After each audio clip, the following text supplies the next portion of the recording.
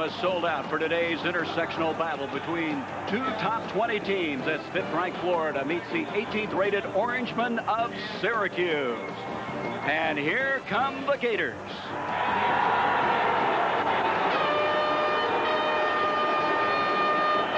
Unbeaten in their first two outings, explosive team averaging 47 points a game. The Gators are for real, and they're oozing with confidence as they shut out Alabama last week 35-0. Hi, everybody. I'm Gary Bender, and a new member of our ABC team, John Spagnola. All Ivy at Yale, the starting tight end in the Super Bowl for the Philadelphia Eagles. And John, welcome aboard. Thank you, Gary. I'm looking forward to an exciting afternoon of college football. Well, we ought to have a lot of offense. Steve Spurrier's Florida team has really gotten the attention of the SEC. That's right, Gary. They call it the fun and gun in Gainesville, Florida. And with good reason. Of the 35 pass completions so far this year from the Florida offense, 9 have gone for touchdowns. That's over 25%. Shane Matthews, last year's SEC Player of the Year, is the quarterback of the Gator offense, and he is surrounded by a wealth of talent at the receiver positions. But oddly enough, Gary, in talking to the Syracuse coaches this week, their main concern defensively is to limit the Gator ground attack. And the Orangemen of Syracuse coming onto the field here at the Carrier Dome.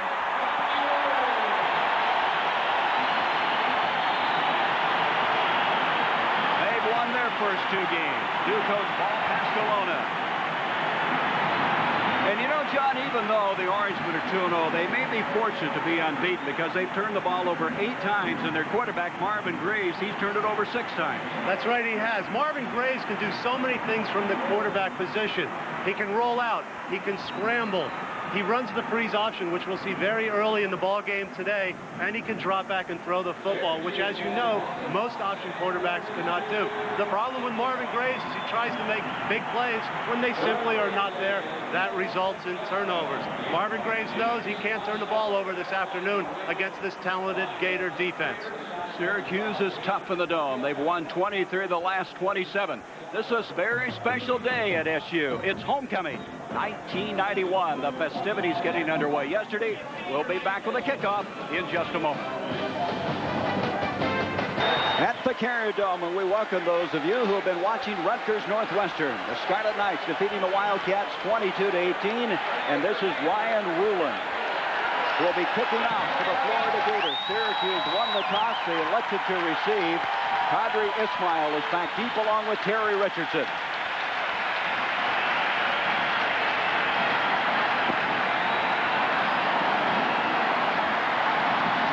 It's going to be Richardson at the 5-yard line. And it's a reverse handoff going to the far side of the field to Kirby Dardar. Dardar's out of the Florida area to 50. He may go all the way. Kirby Dardar breaks one out of Tampa, takes it all the way. Touchdown, Syracuse.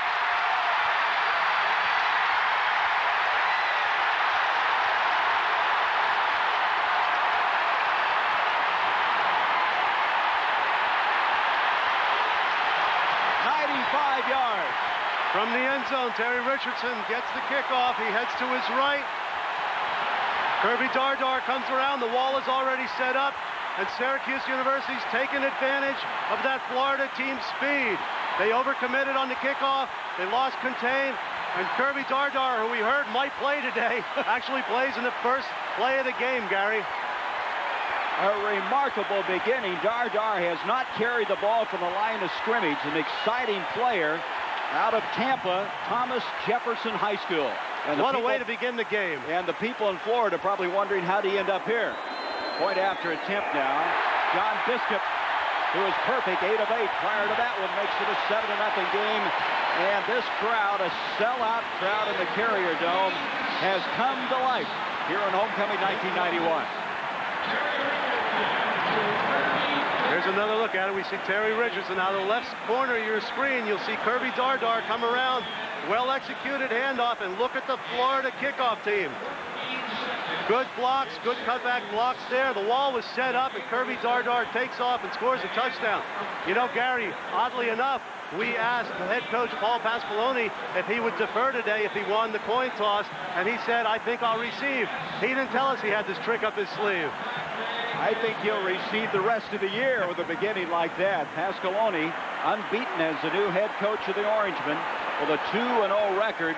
And the people really haven't even arrived on the scene. They're still coming into the ballpark, and they missed an electrifying moment as Steve Spurrier's team now down 7-0. But if there's a team that can play catch-up, it's the Florida Gators. Well, this should rattle the Florida fans a little bit today. The thing they have to be concerned about now, and a big concern of Steve Spurrier's, was that the crowd noise here could cause some problems. He was worried that if Syracuse got in the game early and did well, the crowd noise would create problems for his offense. We'll see whether or not Shane Matthews can audible, which he likes to do so much. Here's one of the outstanding kickoff men of the country, Pat O'Neill, out of Harrisburg, Pennsylvania. He's had only one kickoff returned all year long.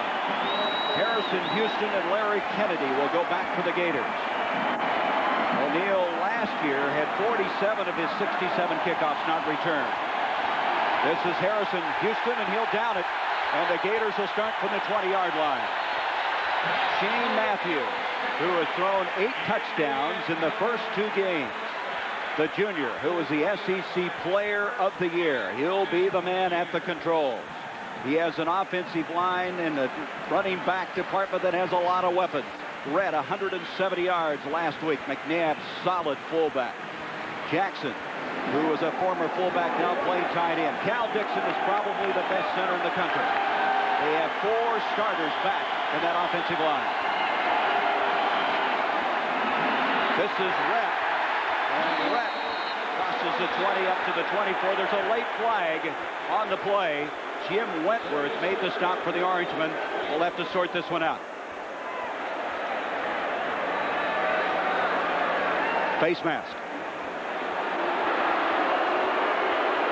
Let's set defensively now. The Orangemen.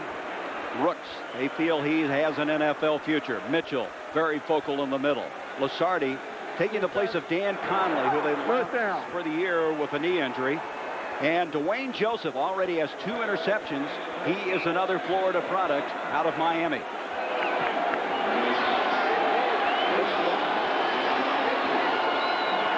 Penalty, moving it out to 30-yard line. First down. Shane Matthews in trouble. Breaks 1 tackle, and he's stormed at the 20.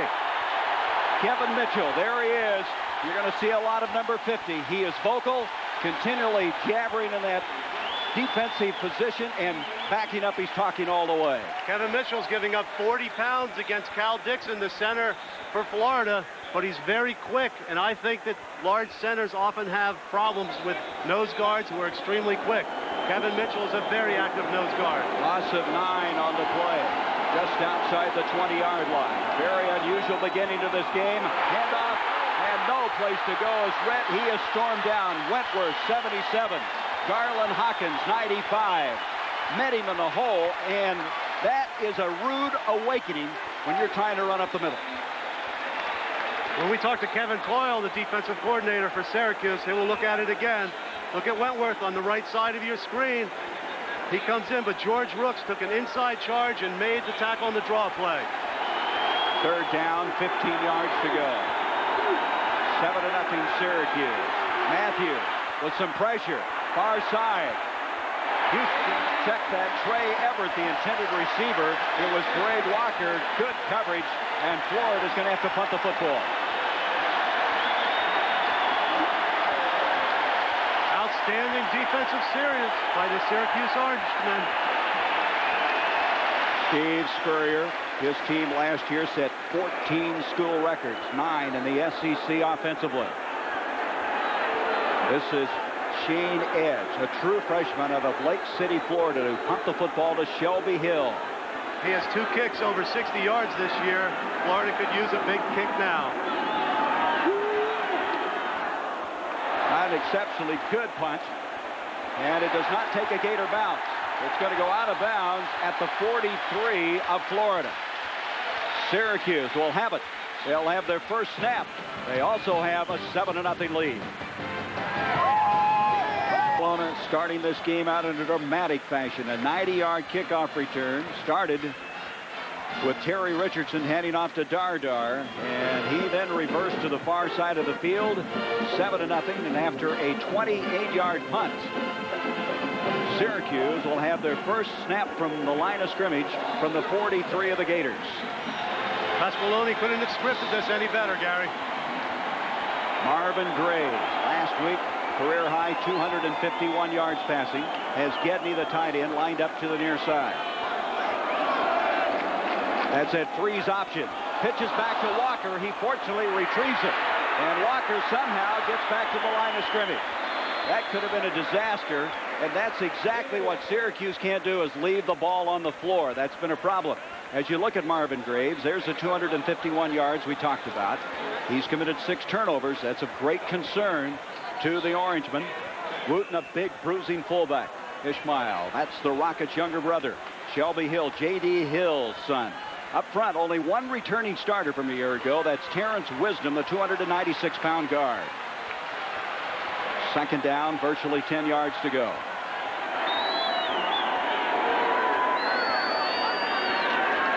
Graves going to pull up and throw. Ishmael, and Ishmael picks it to the 25-yard line for a first down. Will White made the stop. Ishmael has been a new man after last week catching a career-high 6 passes for 141 yards. There's that defense. Watch Culpepper. He is something special at defensive tackle. And when you talk about linebackers, I tell you, John and I have talked about Tim Paulk all week long. He is absolutely one of the most ferocious players you'll see in college football. And in that secondary, Will White, who just made the tackle, had 7 interceptions a year ago. First down to the 26 of the Gators.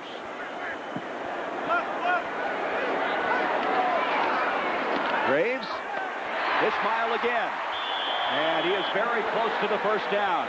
Larry Kennedy, the true freshman, over there to make the stop. And there's the game that some of you were seeing in the New York area earlier with Rutgers winning. Clemson for that outstanding defense leading and finally winning that one. So that will be, let's see, as they look to the far side, they're going to have to measure to see if in fact he got the first down. Ishmael is quite a story, John. He was considered to have suspect hands, but he's really come on. He didn't catch a single pass last year. This year he worked extremely hard on catching the ball every day in practice. And I think what really happened in the opening game against Vanderbilt, he caught the very first pass thrown by the Syracuse offense this year. It seems like ever since then he's relaxed. He has outstanding speed, and already he's off to a good start today. So that should help his confidence. Well, good bloodlines, huh? The Rocket now playing up in Toronto in the Canadian Football League. As you could see, the measurement indicating the first down. So he had a record day last week against Maryland and off very effectively in this one. First down to the 16. It'll be Hill and Ishmael split to the top. Syracuse with a 7-0 lead. Graves now changing the play. 6 seconds on the play clock. 5 with 4 with 3, and now goes on the option. And hurdles inside the 15 to the 13-yard line. Miles made the stop. Let's go to New York now. Here's Roger Twyford.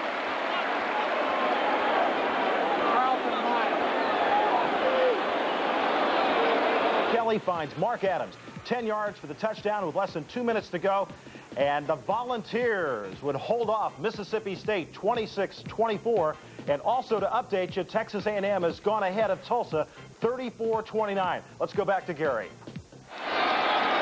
Roger, thank you. Boy, Jackie Sherrill's team going on the road for the first time, but they gave the Vols a scare, didn't they? They certainly are for real this year. Second down and 7 for the Orangemen.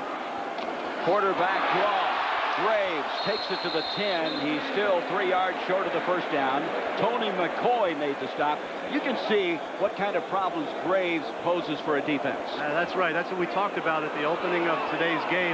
Marvin Graves has already shown that he can run the option, that he can pitch the ball, and that he can throw that option pass off the option. And that's what makes it so hard to defend him. One of the problems today for Florida's defense is Syracuse is going to shift the ball, and Florida has to know who has contain on every option play. Third down and 4, just short of the 10-yard line.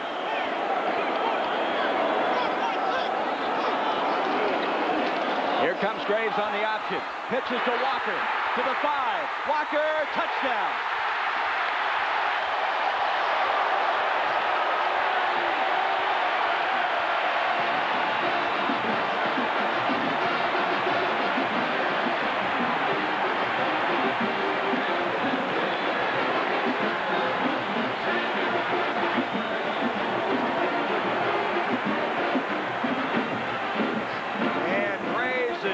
up. As Graves, on the last instant, pitching beautifully to Walker, who took it in from 10 yards out. Well, that's what Graves is such an exciting player. He does that. That's why he turns the ball over sometimes. But the flip side of that is he can make plays like that. Well, he staked his team to a 13-0 lead as the officials now have a timeout. If he can't go, they have an exciting sophomore out of Houston by the name of Doug Womack, who runs the option, and then they have Mark McDonald, who's been a big player for him through the years. Mark McDonald stepped in last year and started 2 games for them, and Syracuse won both games. Biscuit point after attempt, and a stunner here early. Fifth-ranked Florida finds themselves down 14-0, and we still have 10:49 left to go. Watch the pitch, and watch a tremendous block by Shelby Hill. To the 14-0 lead, but John Spagnola, let's see what happened to Marvin Graves. Marvin Graves is running the option once again. He starts to cut a little bit, and he wants to pitch the ball. He wants to attract defenders, and he hurts his right foot. Now, this could be a case of turf toe, which can be very painful. He might have twisted it right there where he fell down. Walker makes a great catch on the pitch, and at the right corner of your screen, you'll see Shelby Hill, who engages the defender and allows Walker to escape into the end zone. That's one thing that Pascalona wants. His wide receivers must block. And Shelby Hill did that, as you just pointed out, and they're looking over Marvin Graves. That's the drive. In that drive, Graves carried twice for 27 yards. In that pitch, you mentioned what a great play David Walker made. That wasn't an easy catch, running like he was to catch it up above his body. Well, we've seen 2 pitches already that have been troublesome pitches. Walker handled one, and he didn't handle the first one earlier in the game. But what a stunner for Florida.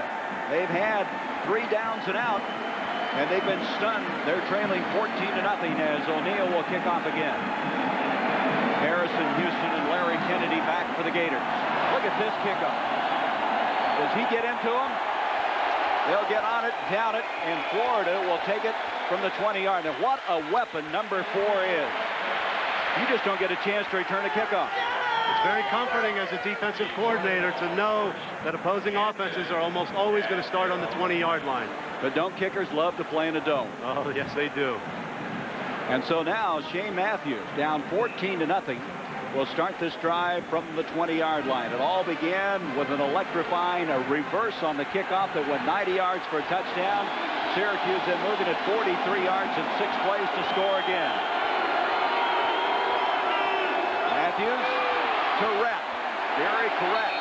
Weaving his way out to the 22, a gain of 2. John Lasardi made the stop.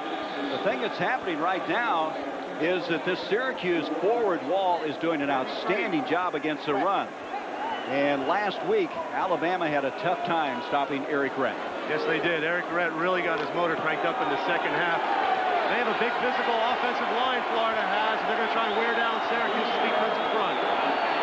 Led by Cal Dixon at center, 2nd and 8. Play action fake.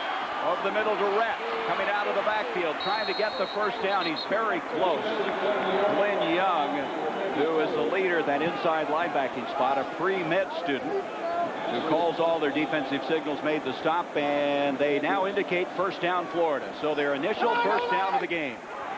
Florida will get the ball to all of their receivers. Eric Rett, believe it or not, as a running back, is averaging 16 yards a catch. What did you tell me? 16 guys have caught the ball on Florida's team in 2 games. That's right. They have depth at every receiver position. That includes running back.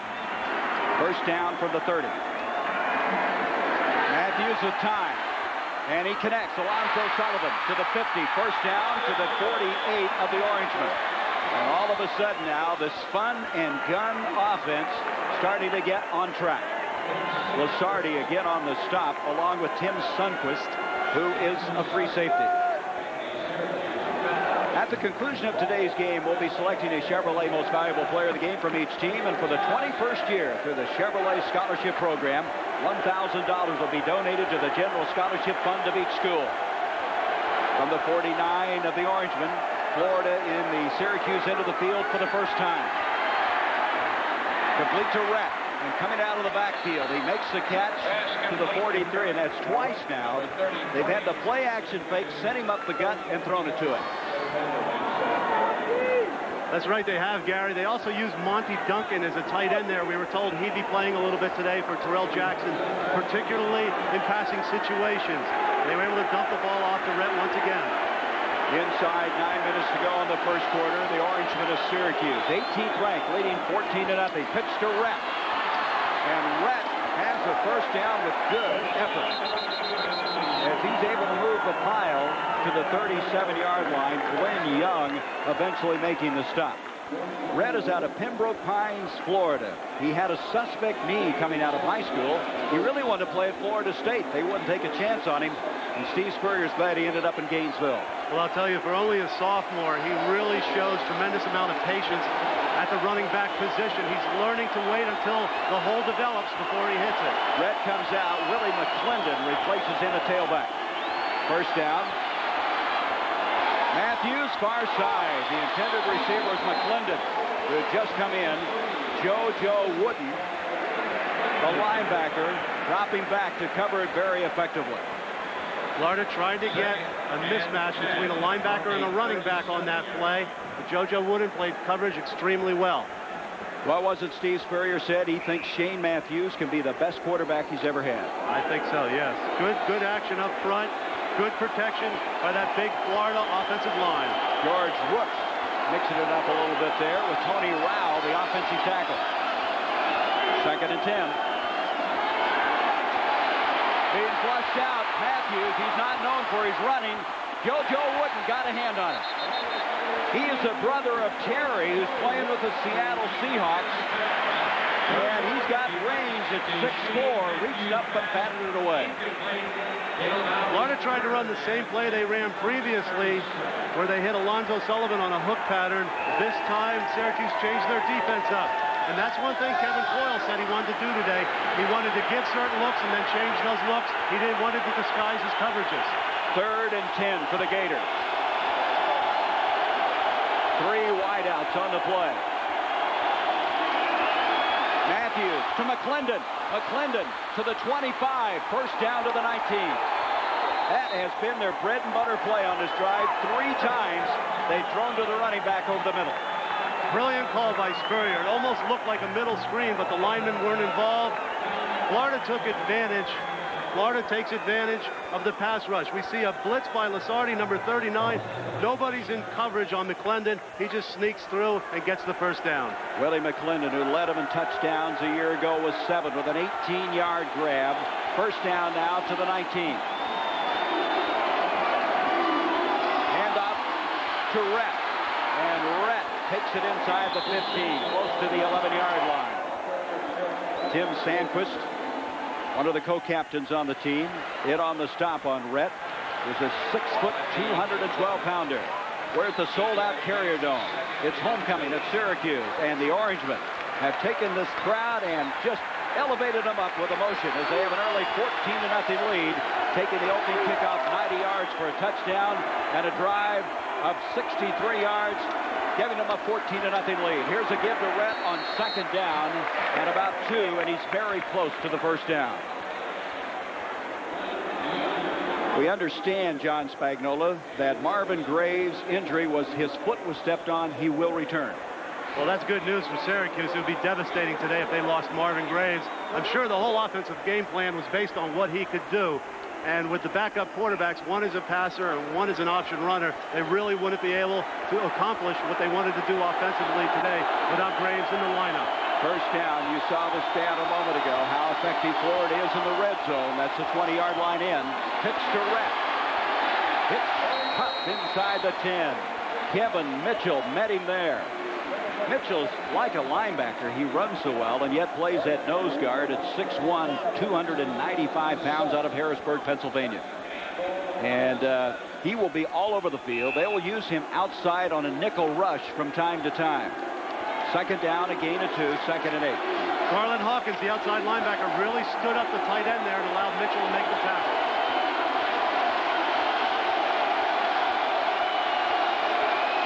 Boy, it's noisy in here, isn't it? Oh, it certainly is. And Matthews is trying to change the play.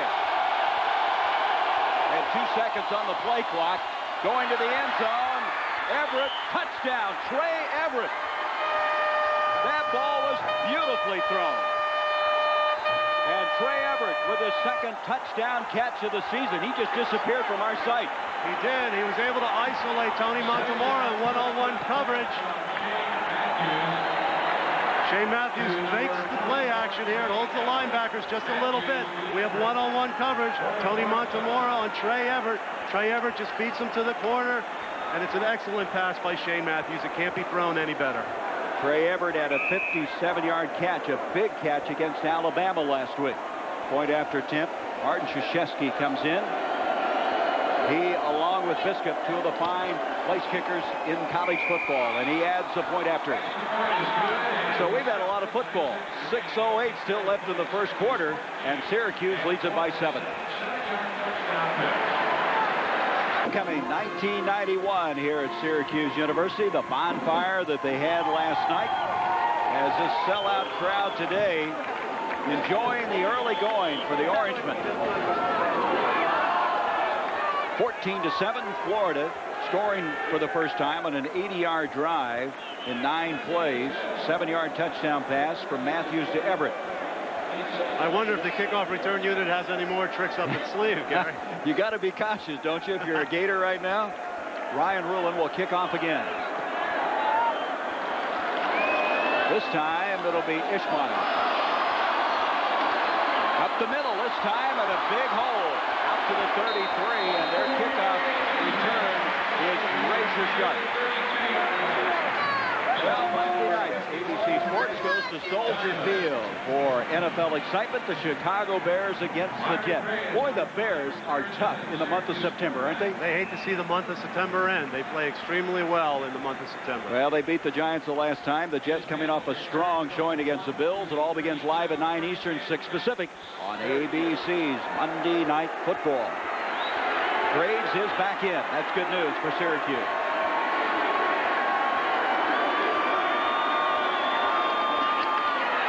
Pitch to Richardson out of Fort Lauderdale, Florida. Richardson gets some good yardage across the 35 to the 37.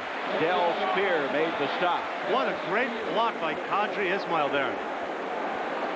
Here we'll see the option coming right at you. It's the freeze option. Take a look at Marvin Graves. He'll step back, allow the fullback to clear. Fullback comes through. They predetermine the fullback's not going to carry. He pitches immediately. Watch the block here by Kadri Ismail. He stays with it, stays with it, stays with it, and allows Walker to get more yards. He just returned. That was Richardson, I'm sorry. He returned a kickoff 31 yards. Ismail became Syracuse's all-time kickoff return leader. This time, Wooten, a big, burly fullback straight ahead. He is out of Niagara Falls. He has 16 brothers and sisters. And he's kind of a thug, according to Pascalona, when it comes to blocking. He will mash you. Yes, he will. And like I said, Gary, they like to predetermine whether or not the fullback is going to carry the ball. That's the first time the fullback has carried the ball today. They have to keep that defense aware of running the ball inside. 3rd and 1 for the Orangemen. Walker, Richardson in there. They have the bone this time. They go to the wishbone. Wooten is the man who is in the front of the bone. Flags everywhere. They hand off to Walker. Now he got enough for the first down, but let's see what the penalty flags are all about. Florida was moving up front.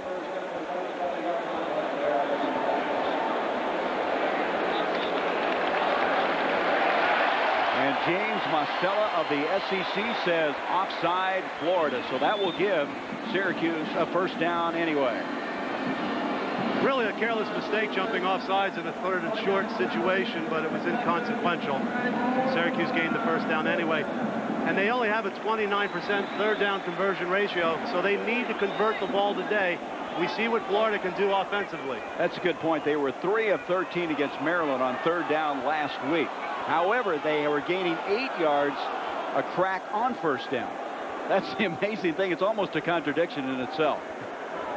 Now we're having an explanation. Maybe they wanted to take the run here rather than the penalty. Either way, they have the first down, and they're going to take the penalty now and wipe out the run. We see Andrew Dees, the captain, a converted tight end who's playing offensive tackle, making that executive decision for the Syracuse offense. Big executive decision. The kind they make on Wall Street every day, right? That's right. That's right. So at the 46, the Orangemen with a 14-7 lead. We've had an exciting first quarter. 4:30 left in it. Ishmael, Shelby Hill split to the near side. That's Ishmael in motion.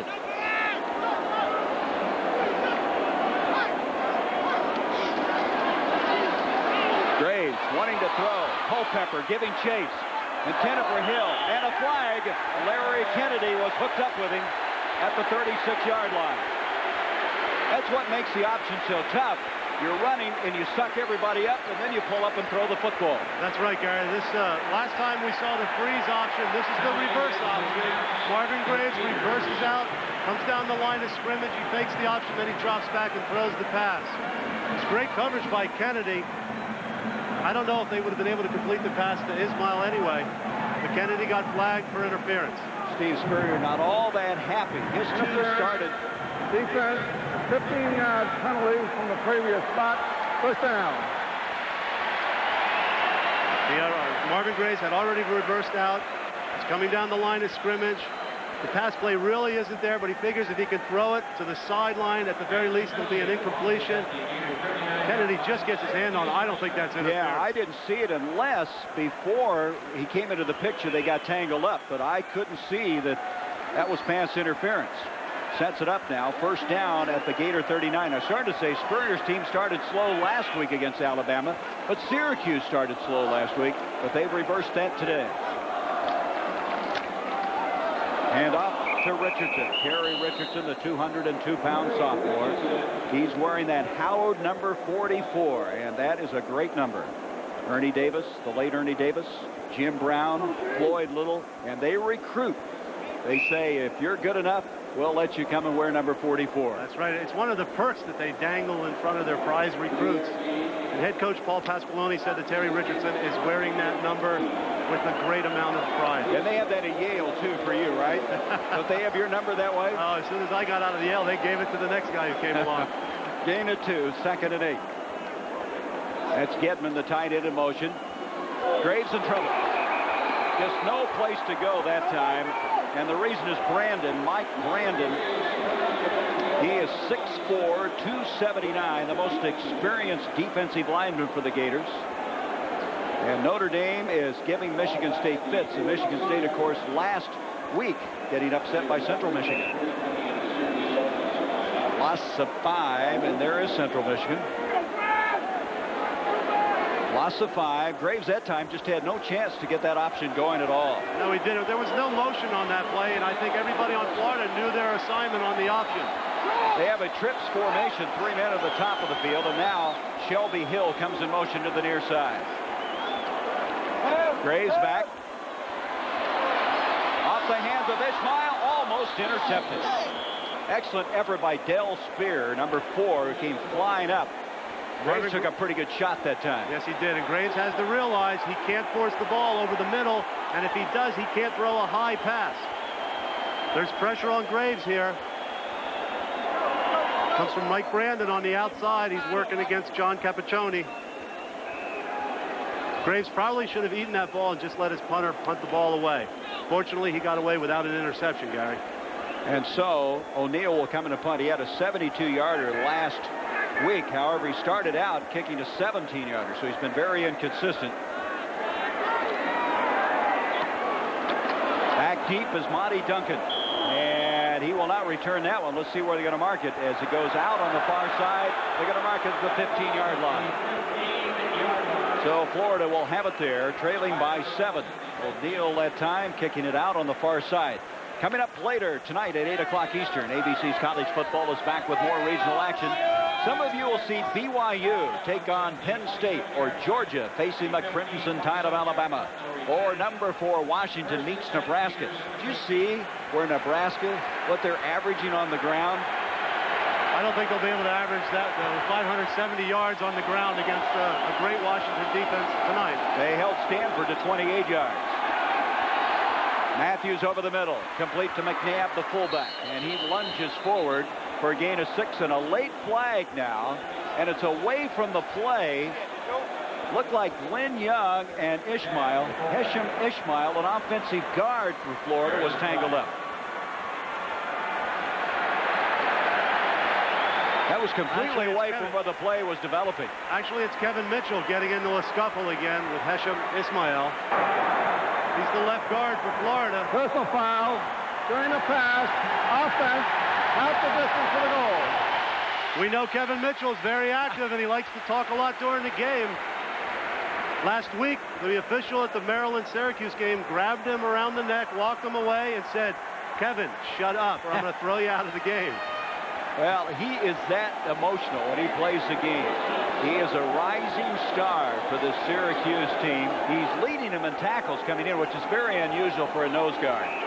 One of the things Kevin Coyle wants to do with his defensive linemen is stunt them and let them shoot the gaps against this Florida offensive line. So the penalty now brings up second down, 18 yards to go.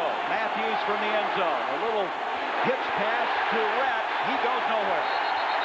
As Glenn Young, the savvy veteran out of Scarborough, Ontario, reacted well, and they lose 2 more yards. There's Young. Whenever you see a tackle made on a screenplay like that, more often than not, you'll have man-to-man coverage by the defense. Glenn Young was engaged in man-to-man coverage. Therefore, when the back faked the block, it didn't affect him at all. Second and 21 from the 5. Matthews keeping his own end zone. Out it comes, and he gets out of a big hole, complete to Rhett. It's not enough for the first down, but gives him some operating room as he brings it out to the 13-yard line. That was Montemora, Tony Montemora, the strong safety, number 28, who made the stop. Well, Eric Rhett is really a complete back, though, isn't he? He runs the football. He's caught everything thrown to him today. And he gets Florida out of a hole. At least they can try and convert now on 3rd and 12. 3rd and 12 is what it is. This crowd is on their feet. Mishandled snap. I think Matthews got it back. But it'll be 4th down, and Matthews is very fortunate he was able to come up with that one. That you can only attribute to the Carrier Dome crowd, Gary. That kind of noise, even though Shane Matthews is very close to his center, Cal Dixon, he simply cannot hear him. Here's from the reverse angle.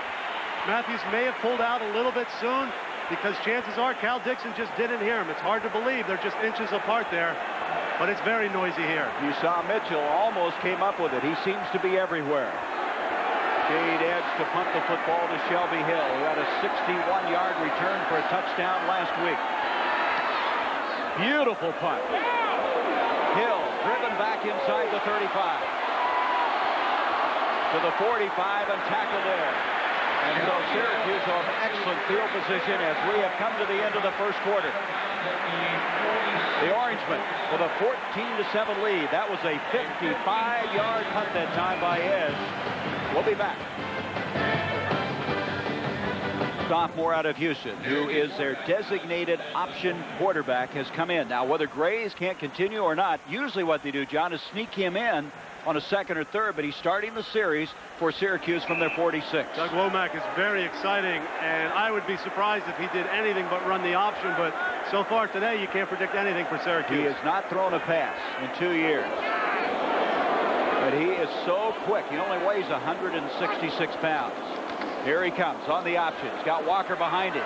You see his speed, and with speed gets across the 50 to the 49. That was 5 yards on sheer speed. Yes, he was. He had to belly it back a little bit to get around the defenders, but he was able to make a positive gain on that play. So Womack, who has carried the ball 6 times prior to that for 4 touchdowns, one of which was called back, gains 5 yards here. This is the freeze option once again.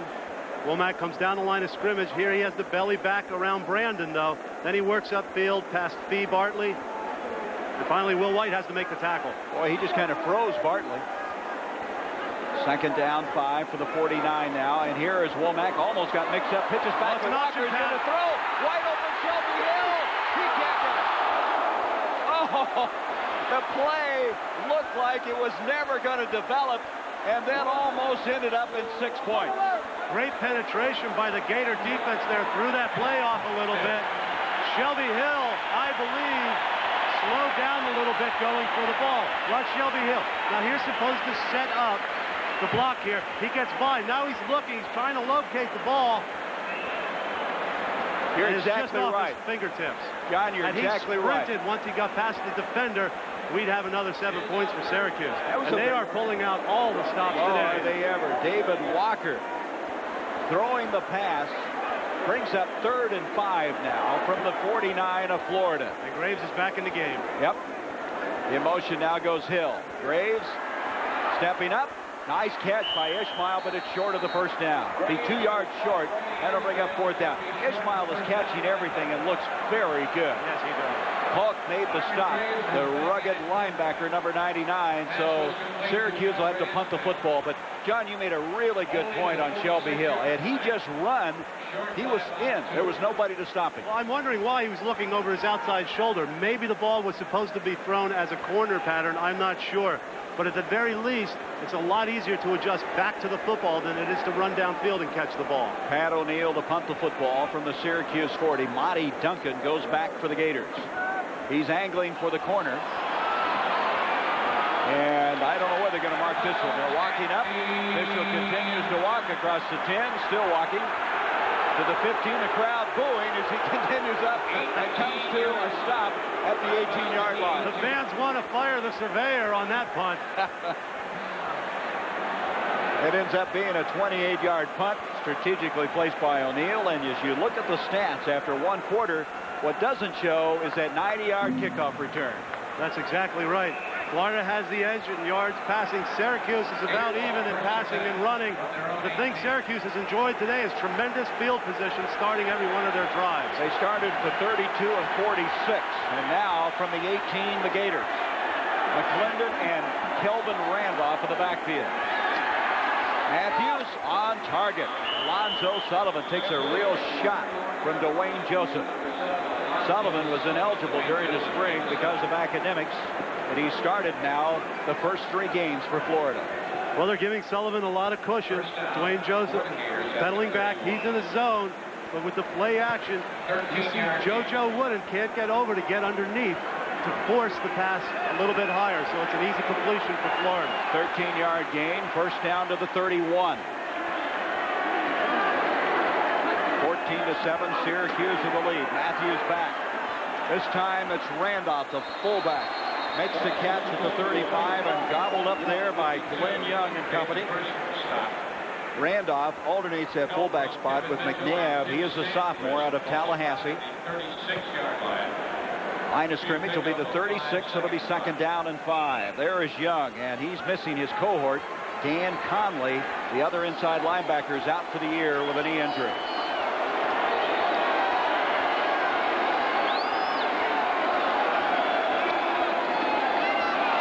To McClendon. McClendon just short of the first down. It'll bring up 3rd and a yard. Knocked down at the 40 by John Lasardi. McClendon is a guy who came out of high school.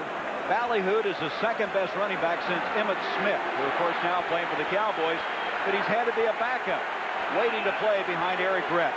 Oddly enough, he has 1,500 career yards in a backup capacity, but he has had to back up Emmitt Smith for 2 years and Eric Rett last year and this year. But he's still a very good back, and Spurrier thinks he's going to get drafted. 3rd down and 2 officially now for the Gators. McClendon. And he's got the first down. Lowered the head, and that was enough. Walker and Young combining on the stop, and the Gators have a new series as they keep the drive going. 11:55 left in the 2nd quarter. There's Spurrier. Spurrier likes to get the ball to all of his players. Look at the balance they have. He has about a 50-50 run-to-pass ratio.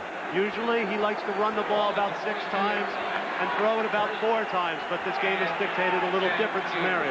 They can run it. Most people think of their offense as passing only.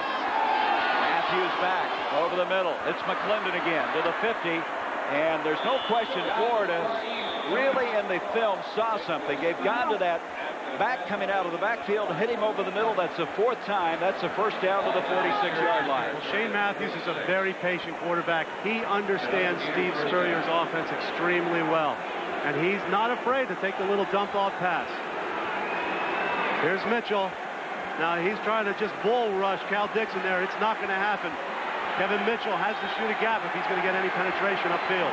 12-yard gain to the 46 of the Orangemen. Matthews getting time. Sullivan, did he get it? They are going to rule he caught it. Alonzo Sullivan, a nice diving catch at the 35-yard line. It was Joseph again defending on the play, and the guy from Largo, Florida has made 2 fine catches on the near sideline. From the end zone on your left side, you'll see Alonzo Sullivan once again working on Dwayne Joseph. Dropping back in the zone is Syracuse. Just a terrific catch, laying out, looking the ball in, and making the catch. Beautiful catch. From the 35, the Gators, after that 12-yard gain. Matthews, Monty Duncan, intercepted. Matamora, Tony Matamora. Hayes tackled at the 26 as the ball went off of Monty Duncan. And Matamora, who returned a fumble against Vanderbilt for a touchdown, picks off the pass. And that stops Steve Spurrier's run and gun offense. Monty Duncan would be used in the tight end position today, especially on passing plays. He tried to get down the middle in what looked to be a 2-deep zone. Matamora with a 13-yard return, and Syracuse protecting a 7-point lead.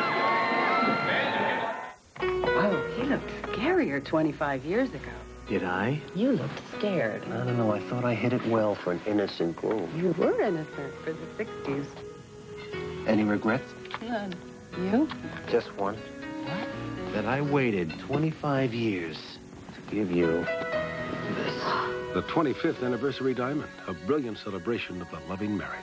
I've got goosebumps. Well, you've given me goosebumps for 25 years. Bulletin from Chevy Truck. Now get $1,000 cash back on every new 1991 Chevy full-size. The best cash back offer on America's best-selling pickup. Now through September 25th, $1,000 on every new 1991 Chevy full-size pickup. Every half-ton, three-quarter ton, 1 ton. Every 2-wheel drive, 4-wheel drive, all with $1,000 cash back. You must take retail delivery from dealer stock by September 25th. See your Chevy dealer for details and get $1,000 cash back now. I just read something new. If your athlete's foot won't go away, you could have more than athlete's foot. You could also have a secondary yeast infection. That's right, yeast. It burns and itches just like athlete's foot. To solve this problem, you need Mycotin. Only Mycotin cures both athlete's foot and secondary yeast infections with myconazole. Oh, thanks. So why treat only half your problem? Step up to the cure. Step up to the Mycotin. National powers meet. The #1 team in the country, Florida State tackles third-ranked Michigan next Saturday on ABC Sports.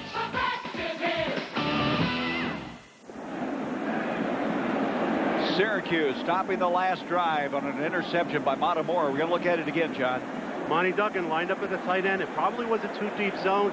2-deep zones are vulnerable down the middle. The ball may be a little bit high. We see Sandquist just light up Monty Duncan, and Montemora makes another turnover. Montemora is always in the right spot as a safety. So the Orangemen have it just across their 25. Graves is the quarterback. 14-7. Syracuse with the lead. 11 minutes left in the first half. Graves throwing. Catch by Hill. Nice catch by Shelby Hill. First down. You know, that ball came out of a hole. You could not see Graves, and somehow he got it between the defenders and completed the pass. It's hard to... Well, if you joined us late, we're going to go back and show you the key play. The first play of the game, a 90-yard kickoff return for a touchdown. This is how it all started. Terry Richardson started up the field, and Kirby Dardar, a redshirt freshman out of Tampa, went down the far sideline, and 90 yards later, Syracuse had jumped to an early 6-0 lead. And this crowd, sellout crowd, has been excitable ever since. Here's a pass now by Graves, almost picked off. Myrick Anderson, the bandit back, coming up, intended for Antonio Johnson, and that was an air 6. That just looked like a 3-step drop. Get the ball out quickly, but Myrick Anderson, who plays on the boundary side, he's called a bandit back for this Gator defense, really buzzed to his zone and almost picked the ball off. He's been pressed into a starting job because Monty Groh was suspended before last week's Alabama game for the year, and so Myrick Anderson has taken over. From the 40-yard line, 2nd and 10.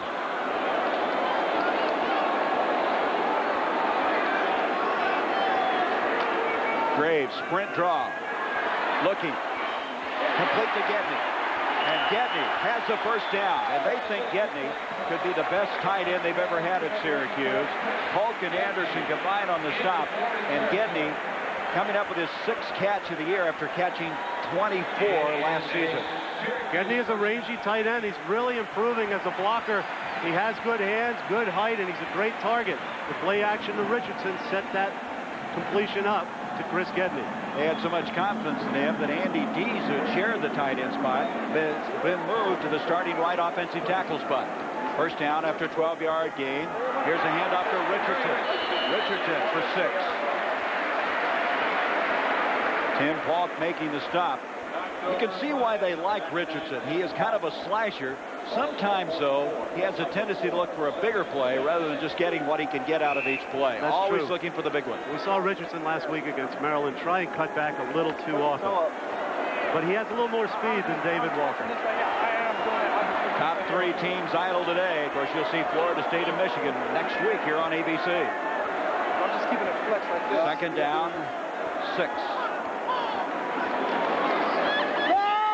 Graves, Hill, wide open, first down, and wrestled backwards, but they'll give him the first down just short of the 30-yard line.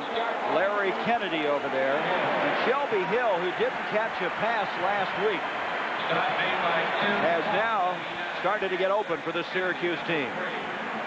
There we are from the reverse angle. Shelby Hill will be at the bottom of your screen. He split out very wide. Marvin Graves throws the ball, hits him right where he should be caught. Shelby Hill turns upfield for the first down. You know, Shelby Hill was a little shaky on that first catch. I think he's settled down. When you don't catch a pass for 2 weeks, sometimes you're unsure of your hands. He was a little shaky on that first one. That ball he caught very cleanly. His dad, J.D. Hill, a great receiver for Arizona State and the Buffalo Bills, in attendance. We saw him before the game. Hand off to Richardson on the first down. He's to the 30, to the 25, and bends it for a first down to the 22-yard line. Will White, Myrick Anderson combining on the stop, and Syracuse really mixing it up well. Richardson running well out of the I formation. We'll look at it from the side. Good blocking up front. Good lead block by the fullback. Richardson cuts it around, finds the opening. But right here is where he cuts back against the grain. I'm not sure if he would have been better off cutting to the left. It's easy for me to say. I was never a running back. But a good runner at tight end. Gain of 13 from the 23-yard line. Hand off Richardson. And Richardson stopped at about the 20-yard line. That's a little counterplay that they run off the option. Ed Robinson, who is a brother, by the way, of Dexter McNabb, one of the fullbacks for the Gators, there to make the stop. They like him a lot. They alternate him with Miles and Polk in that inside linebacking spot. Well, I'll tell you, Jackie Sherrill gave the Vols a scare. What a job he's doing in Starkville. He's certainly showing everybody that his Mississippi State team is for real. Oklahoma continuing to have a pretty soft schedule early, and they'll start getting ready for that Texas game. Second down now, 8.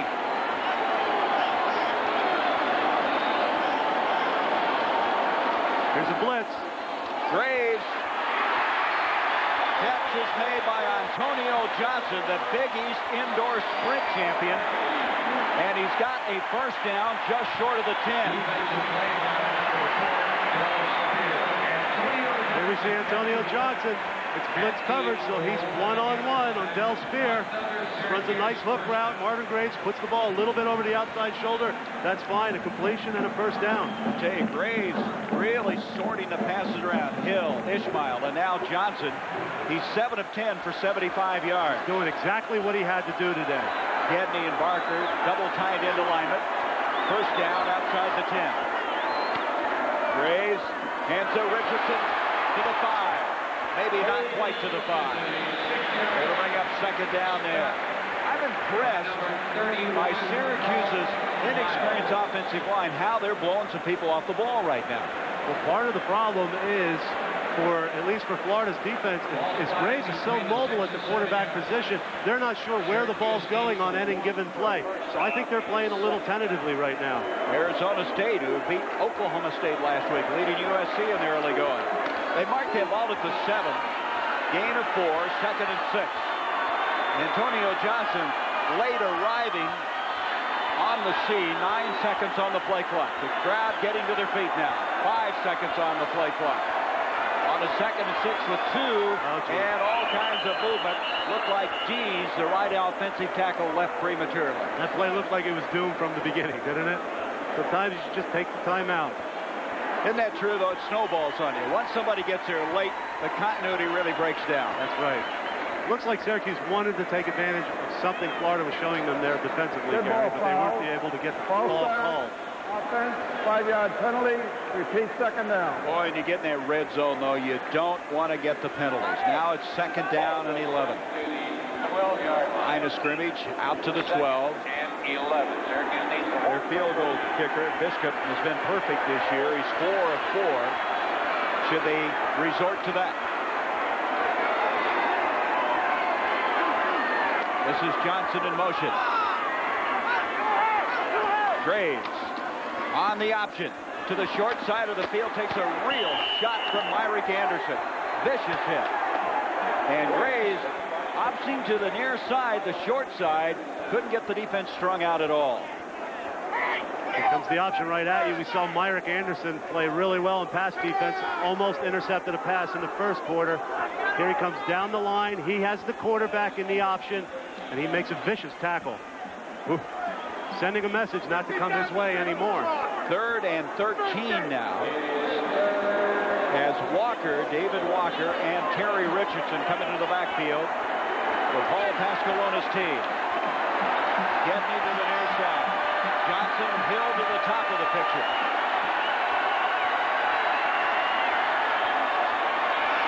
Graves trying to get the corner. He has a corner to the far side. Touchdown catch by Antonio Johnson. What a play. This is similar to the play that Trey Everett ran for a touchdown. It's a corner route to the slot receiver.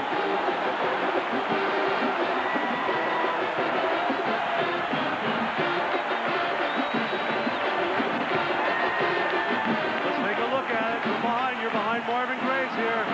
Good block by the fullback. Allows him to get around the corner. We see Antonio Johnson in the corner of your screen. Ball's laid out beautifully. Larry Kennedy cannot get there in time as he drops back in coverage. They must have had a busted pattern. Both Hill and Johnson are almost shaking hands when the ball arrived there. The Johnson, his first touchdown catch of his career. And it's a 20-7 game. Biscuit, point after. 21-7. And the Syracuse team, who last week started so slowly against the Terrapins of Maryland, have come out of the chute, and they have stunned this Florida team. They lead it by 14. Out of Detroit, Pershing High School with a 13-yard touchdown catch, the first of his career at Syracuse. And the Syracuse team back up on top by 14. I can't say enough about George DeLeo, the offensive coordinator.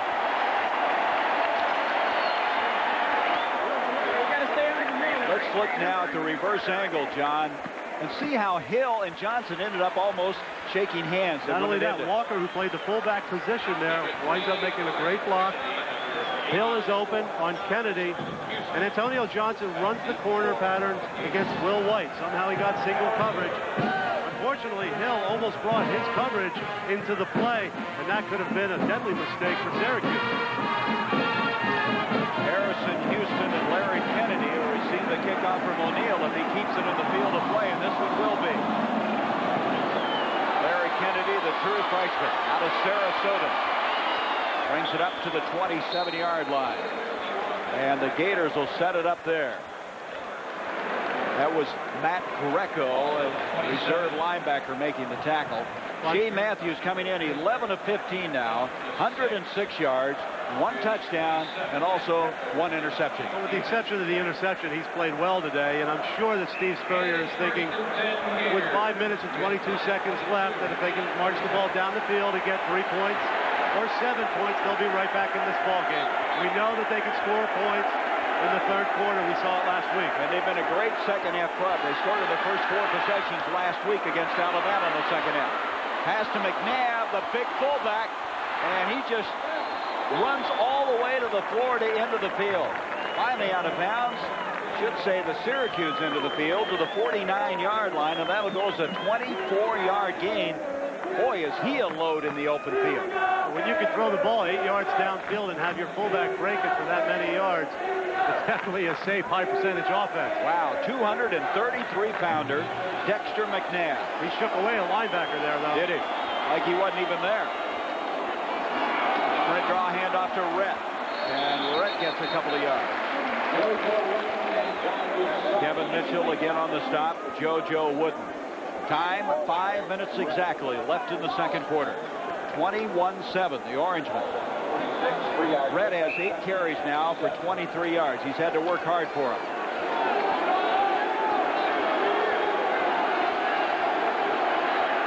Terrell Jackson, along with Harrison Houston, split to the near side. 4 wideouts. Matthews with time, and a nice catch by Sullivan. His third of the game. Good coverage that time by Dwayne Joseph, but Sullivan hanging on and making the catch and picking up the first down. Well, it all started in a sensational fashion. Dardar on a reverse, 99 yards for a touchdown. Walker on a 10-yard touchdown run, made it 14-0. Then Trey Everett on a fine throw from Shane Matthews. Cut it, and then a moment ago, Antonio Johnson, 13-yard touchdown catch, and it's back up to a 14-point lead for Syracuse. 10-yard gain on the last play. Matthews going deep. Catch is made. A remarkable catch is made by Aubrey Hill. Touchdown. What a catch. Now, wait a minute. The officials are going to confer on this one. Aubrey Hill, a freshman out of Miami, a redshirt. He just jumped over the cornerback there. And there's a discussion between the officials as to whether or not he had his feet in bounds.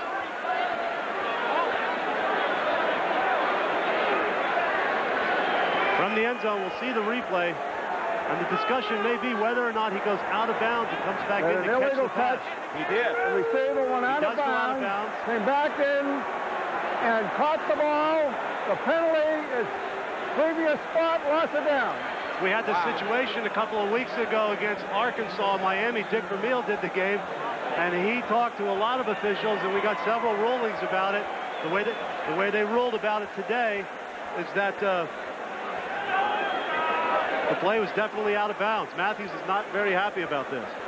Shane Matthews went running all the way from the line of scrimmage to the end zone, thinking he had a touchdown, then having it wiped away. As an end result, second down. Now, my understanding of the rules that you can come back in bounds, and your feet don't have to originate in bounds. Well, they wipe it off, forget the touchdown. Matthews back. In trouble. And that is Garland Hawkins on the sack.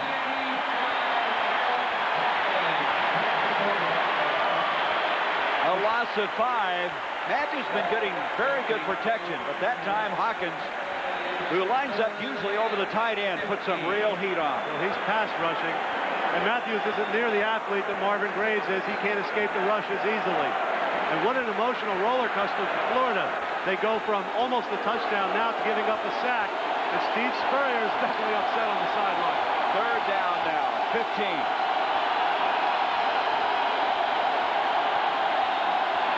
On the play action, got a lot of time, overthrown and almost intercepted.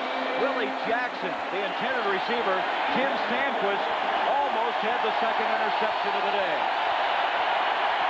There was a bit of a lull in the crowd there during the second quarter as the fans were settling in, but it's noisy here again in the Carrier Dome. And of real concern to Florida, it reverberates off of the ceiling. As now edges in to punt the football, hits it high. Shelby Hill's going to let it hit. And Florida, did they save it? No, they did not. Touchback, brings it out to the 20. The Orangemen of Syracuse, 21. The Gators of Florida, 7. To Aubrey Hill. And John, you've got a point here. Well, Aubrey Hill gets pushed out of bounds. That's okay. And he's out of bounds, and his feet can start out of bounds as long as after he catches the pass, His feet land inbounds. It's a touchdown. No, that left foot landed out of bounds. That was was a moot it. point, Gary. But the point you make And is it's a that the good call by the pros, official. that's right. The pros, you can't go out and come back in. In college, you can. That's right. what people get confused about. But what that did confirm is his foot did come out of bounds, so it was a good call. We weren't He sure it landed did. on that right foot, it would have been a touchdown. That's right. All right, from the 20. Marvin Graves and the Orangemen leading by 14. 3:14 to go in the first half. Kevin Barker, the tight end, goes in motion. And up to David Walker. They call this guy a coach's dream. He's so loyal, so consistent. Not fancy, just gets the job done. It looks to me like Syracuse is happy with a 14-point lead. They went to a 2 tight end offense there, and they just wanted to hand the ball off. Maybe they just want to go into halftime. But look at that starting field positions. 42, 32, 46, and 26. And they led in this game before they took a snap. That's right. That's pretty good starting position, too, isn't it, on the scoreboard. Opening kickoff for 90 yards. Second down, 6. Graves, handing up to Walker. To the 45. He's to the 50, and David Walker eventually wrestled down by Harvey Thomas into the Florida bench. He was still going when they got him over there. He was tackled pretty far out of bounds there. The Syracuse fans want a call. And right now, where's David Walker? He's disappeared. What a run by Walker, the junior out of Rochester, New York. Great blocking by the offensive line. They're really getting their confidence here. Just a simple I formation lead play. David Walker with a brilliant cut in the open field here. Makes the defender miss and breaks in the open field. Covers the ball nicely. Now I'm wondering if he gets... I don't think the defenders really knew they were out of bounds. And the Gatorade goes flying.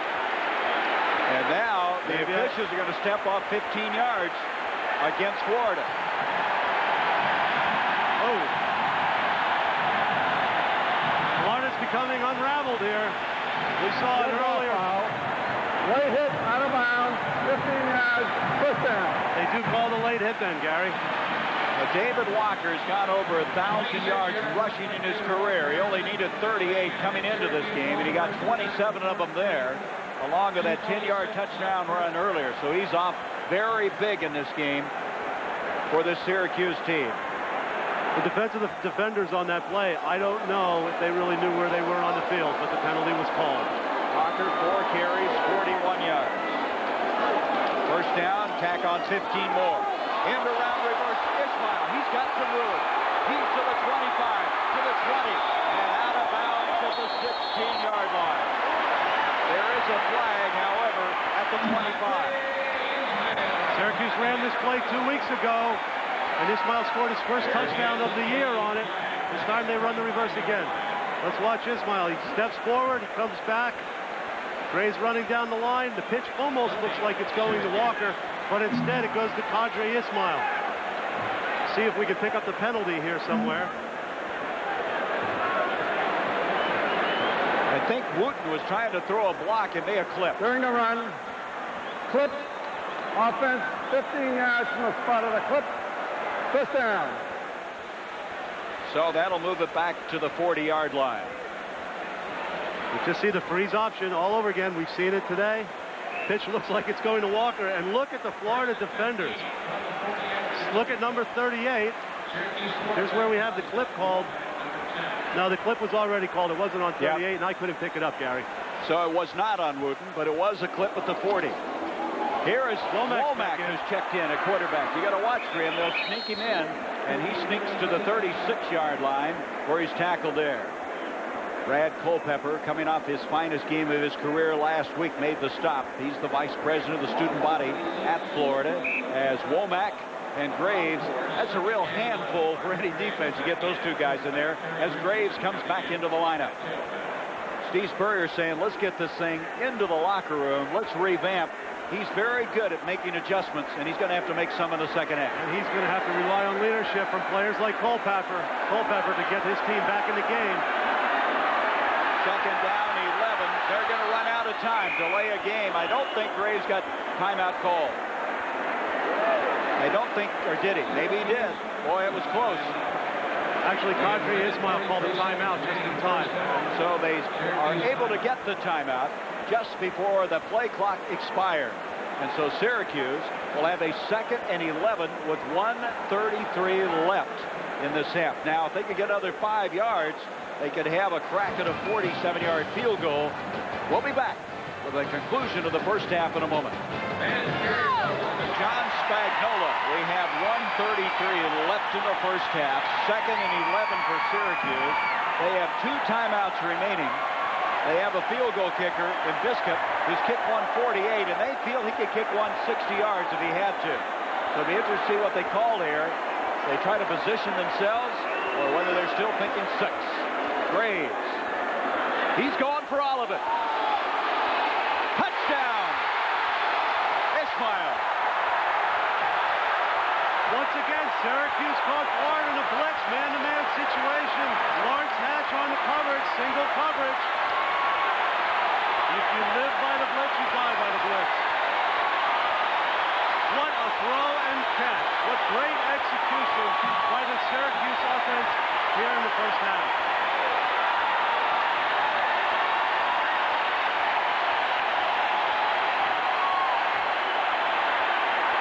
Look at Ismail. As I said, there's a blitz on, so he has single coverage on Lawrence Hatch. Hatch is already running deep. Tries to get a hand check on Ismail, but it doesn't work. And there's no substitute for speed, and that's a perfect example of it right there. You can see why Ismail was the Big East indoor hurdles champion, the way he was running there. Biscuit adds a point after, and this is a shocker. A real shocker, 28-7. As you mentioned, John, beautifully executed. Graves to Ismail. Here's Graves. He drops back. He has plenty of time so he can step up and deliver. And he knows he's thrown a good ball here. Ismail just rammed that pass down. Sometimes you can catch passes with your legs, and he did it in that instance. Marvin Graves is a very happy man, and he's doing everything he had to do today in order for Syracuse to be winning this ball game. Well, his brother, the Rocket, would be proud of it. The missile was absolutely launched on that play. You know, the interesting thought that comes to mind is that Florida's playing with a junior college transfer and a true freshman at the corners, and they are running into a team with 2 track performers in Johnson and Ismail, and they're having a tough time staying with them. Tonight, 8 o'clock Eastern, ABC's college football back, as you'll see BYU take on Penn State or Georgia, facing the Alabama Crimson Tide. Or number 4 Washington beats Nebraska from Lincoln. Best is here tonight on ABC Sports. O'Neal kicking off to Houston and Kennedy. A little mix-up, but it'll be Harrison-Houston. And he's out to the 25-yard line. And a rare return ball against Syracuse.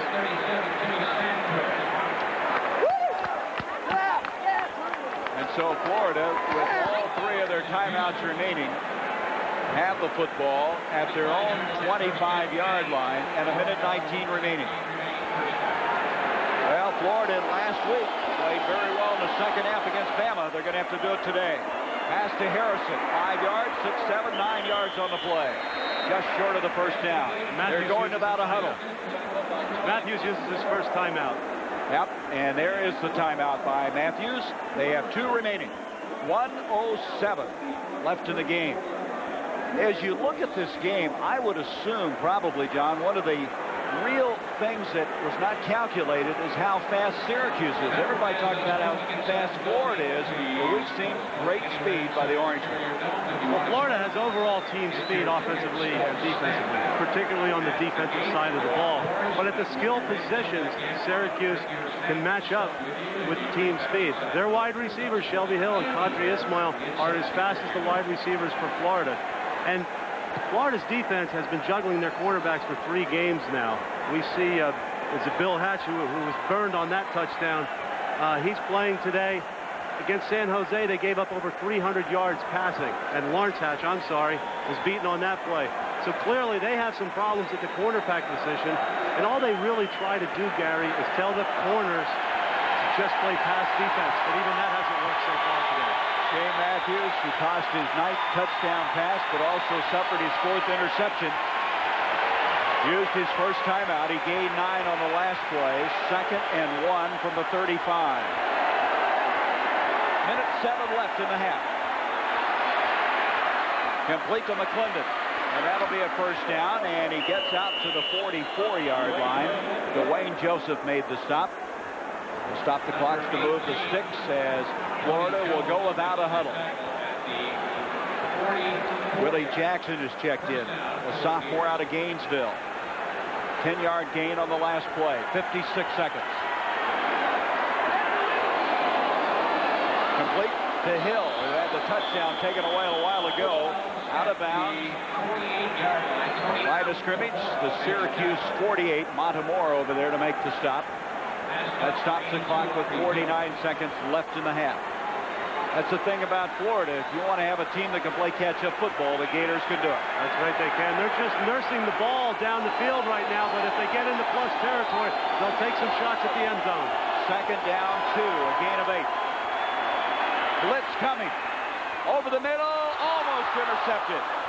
Sandquist was on his knees, and all of a sudden the ball was staring him in the face, and he couldn't react quickly enough.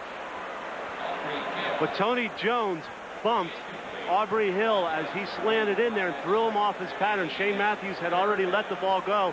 It was right before the ball was thrown, actually, so it wasn't interference. But that's what rattled that play right there, and it threw the timing off.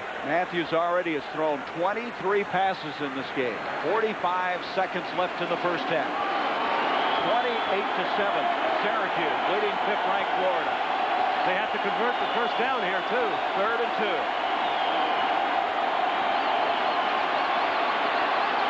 He got it. It's Rhett. And Rhett gets him within field goal range as he goes down at the 31-yard line. Glenn Young made the stop there. You see the time stop momentarily as they move the sticks again. A 17-yard gain on the play. Boy, I tell you, this is where Steve Spurrier's teams always are so efficient. No huddle offense. They can move the length of the field in a hurry. Mishandled snap from center, flag on the play. Matthews just throws it away. A lot of movement on the line. Well, this crowd is in a frenzy, and once again we have problems with the quarterback-center exchange for Florida. There he is, Arden Krzyzewski, who is 3 of 4. He kicked a career-long 48 last week. Let's look at the snap again.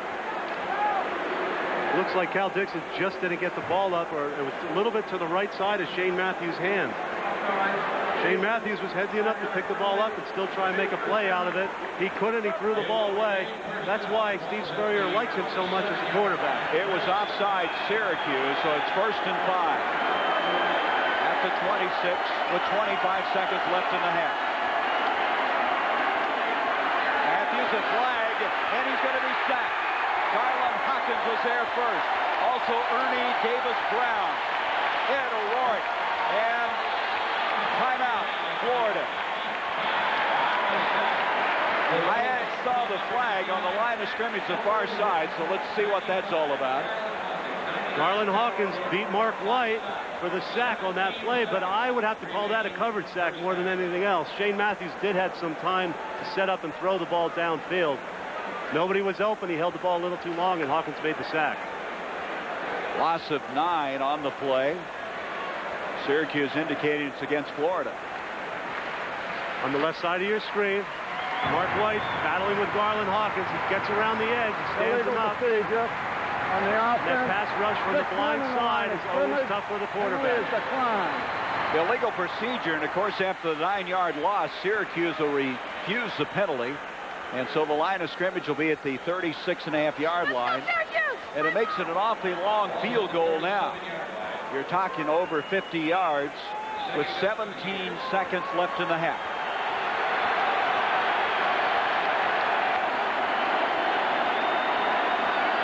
28-7, Syracuse in the lead.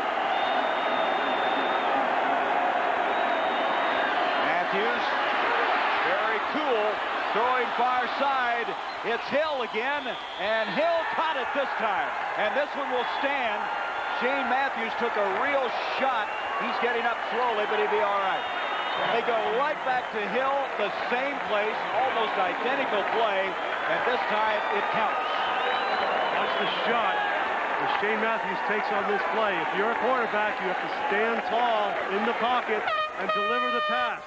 Shane Matthews knows he's going to get hit here, but he delivers a perfect strike to Aubrey Hill back in the same corner of the end zone where he almost scored a touchdown before. A little hesitation move here by Aubrey Hill on Greg Walker.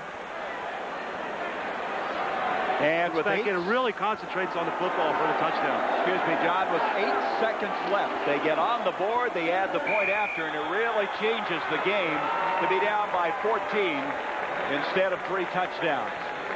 28-14 is the count. A 36-yard touchdown pass from Matthews to Hill.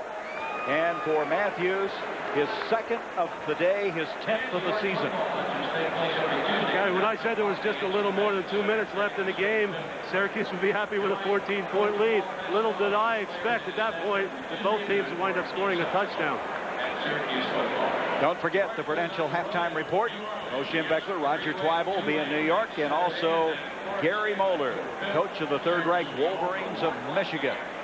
And he'll be talking about that date with the Noles, the Seminoles of Florida State, a game you'll see next week here on ABC. Matthews has 220 yards passing, 18 of 25, 2 touchdowns, and an interception. What a spectacle this is here at the Carrier Dome. Sellout crowd. At times it's been deafening in here. What was it? The Gators said they don't play well on artificial surface. That's true. That's right.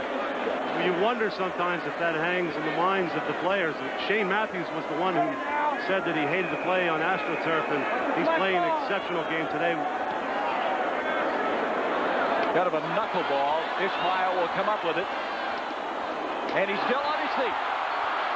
35-40. What a first half he's had. He's tackled at the 40-yard line, and that brings us to the end of the first half. And what a first half it's been. The Orangemen of Syracuse, who led 14-7 after 1 quarter, now leading it 28-14. The Orangemen right now in an upset mode over 5th-ranked Florida.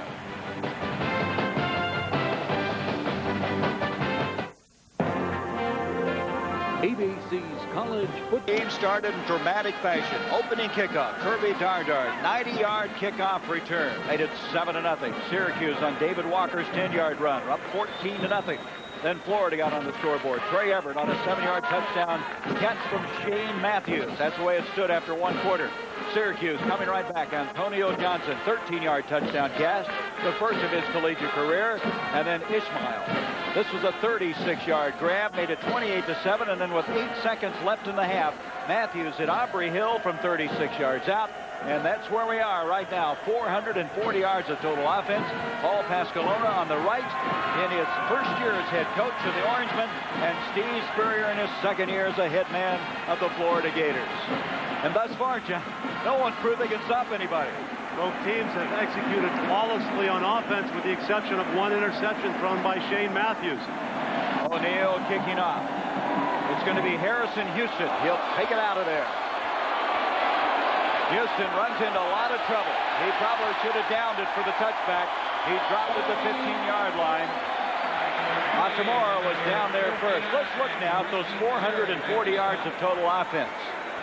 Nobody running the ball. Look at Florida, 3 yards rushing in the first half. Well, Florida's been really forced to throw the ball a lot toward the end of the first half.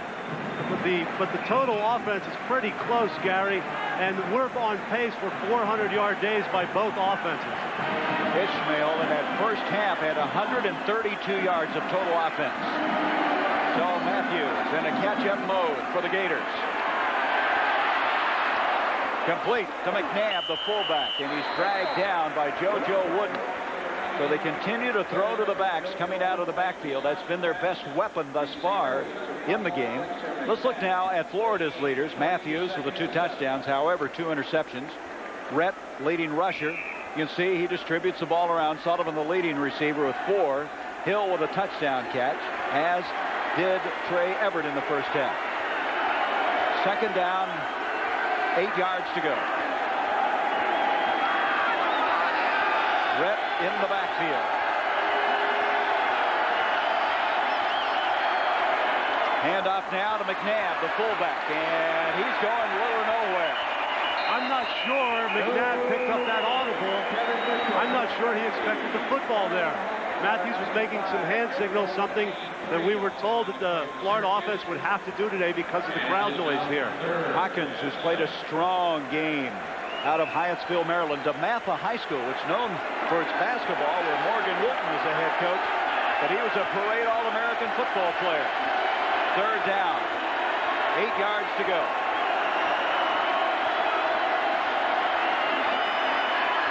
Matthews wide open. Harrison, he takes a shot from Tony Jones, stays on his feet. Tony Jones, who has been suspended for the first 2 games, number 18, really popped him, but Houston Harrison stayed on his feet, made the first down catch, 20-yard gain out to the 37. Florida has used 4 different wide receivers today. Here we see Harrison Houston running a seam route. He finds the soft spot in the zone. Tony Jones delivers a shot on him, and he has incredible balance. He almost is able to break out of the tackle. Jones is 6'4". Matthews on that 3rd and 8, able to deliver. He just got rid of that one. Alertly did, as Kevin Mitchell was storming down the middle and dropped him. And he alertly fired that one into the ground. Smart play by Matthews, 2nd and 10 instead of 2nd and long because of the sack. Matthews makes the right decisions. That's one of the reasons a year ago Steve Spurrier handed him the quarterback controls. He'd been a 5th-string quarterback, had taken 2 snaps previous to last season. And last year he wound up being SEC Player of the Year. And as Steve told us yesterday, he thinks he'll be the best quarterback he's ever had. And he's had some good ones. Yes, he has. 2nd and 10. On target to Sullivan, who's having a big game. Let's see if he got enough for the first down. It's very close. Let's see where they mark it. He's right about where the front part of the chains are, and they're going to have to measure. Montemora made the tackle on Sullivan. So they're going to measure to see if, in fact, that was a first down grab. Florida looks like they're resorting to what they did in the first quarter. They were able to get Alonzo Sullivan in the wide side of the field, isolated one-on-one, and he caught a couple of out patterns and some hook routes. It looks like he's just short of the first down. 2nd and that far.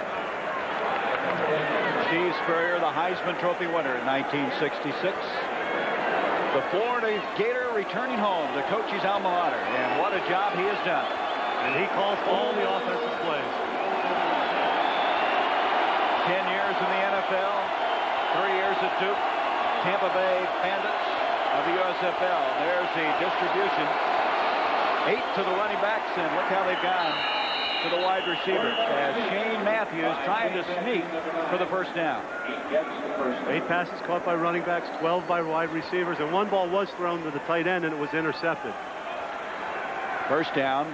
Against Alabama, they sent Matthews up the middle. You know, Matthews is kind of a skinny guy, 6'3", only weighs 191 pounds.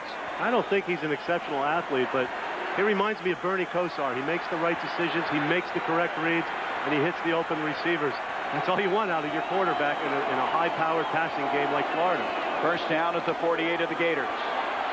Matthews a time over the middle, and there's the tight end, Terrell Jackson, dropping it. So the big goose egg will stay with the tight ends. He's an ex-fullback. He was moved to tight end in the mid-season last year. Exceptional blocker, started his collegiate career at Miami, and then transferred to Florida. Terrell realizes he should have had that pass.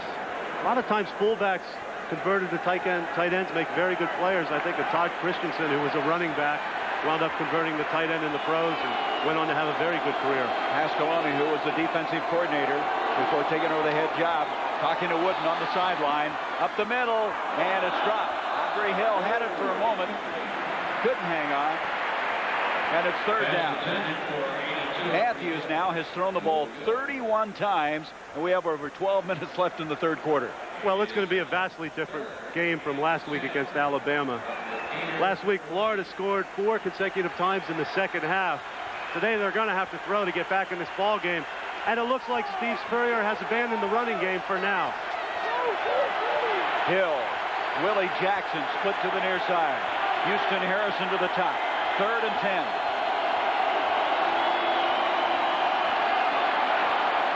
Far side, intercepted. That is Dwayne Joseph, his third interception of the year. Harrison Houston, the intended receiver, and Joseph, who plays with a broken left hand, which he wears a cast on during the week and then a soft cast during the game. Watch this interception. Dwayne Joseph bumps. He knows he has deep coverage. Shane Matthews has to leave Houston a little bit more upfield, and he doesn't. Dwayne Joseph does an excellent job recovering and making the interception on that play. But he knew he had help deep. His responsibility on that play is to chuck the wide receiver. Let's look at it from the reverse angle. See Joseph, nobody came into his zone. His responsibility is the flat, and he makes the interception. A good heads-up play by Joseph. From Carroll City, Miami, Florida, with the interception. Here's a give to Walker. Boy, I love to watch Walker play. He just produces. Not fancy, not flashy, but he gets it done. As he moves it to the 40, Carlton Miles made the stop. Now Syracuse, here is the distribution offensively for them. Graves 9 for 12 for 144 yards. No turnovers, Gary, and I can't emphasize that enough. They haven't been able to let Florida get on the field that much. They've limited their opportunities offensively. Total yards, Florida the better of it there.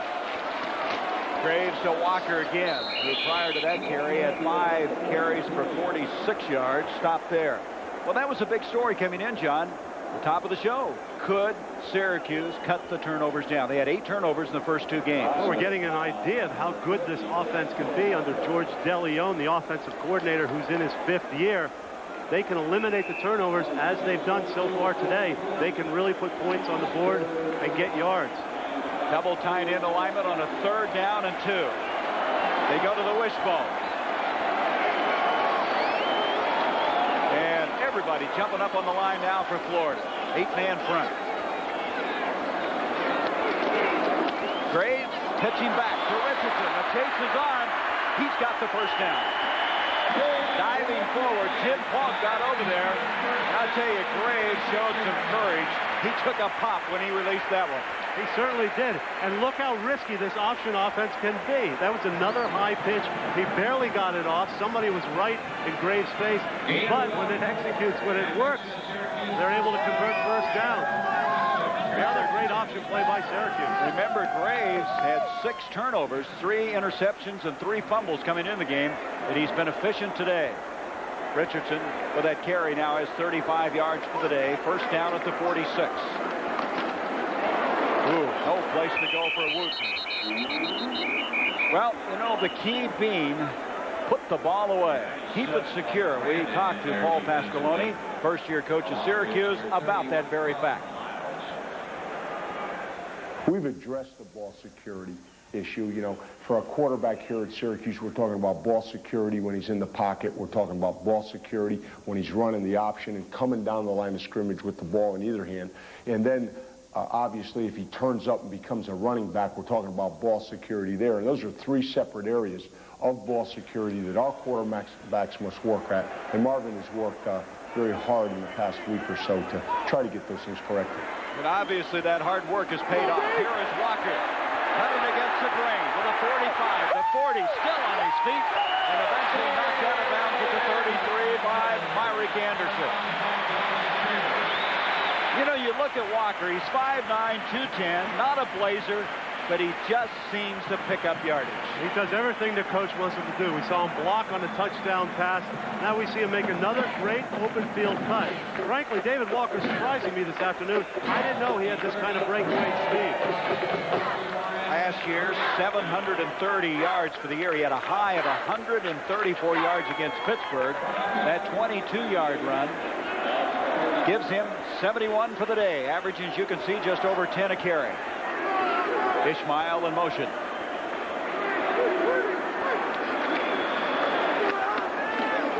Straight ahead, Wooten keeps him honest up the middle as he takes it inside the 30.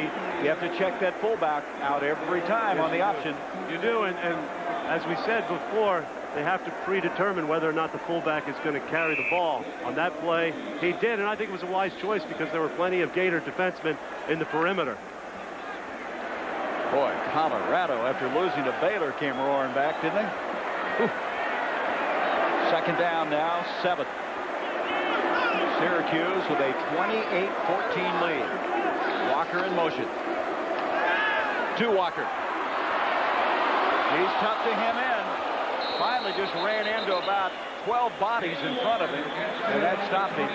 But again, in the open field, doing a very good job. It'll bring up a 3rd and 5 now for Syracuse. Even though that particular play didn't get a lot of yards, it really is keeping the Gator defense on their heels. They had to look at so many things and had to defend so many different looks offensively today. Another thing, and I know this is important to Syracuse, they're keeping Shane Matthews and that Gator offense off the field. 3rd down and 5 now. Walker and Richardson come into the backfield. Gedney, the tight end, comes to the near side. Inside, 8 minutes to go in the 3rd. Graves in the near side, throwing to Walker.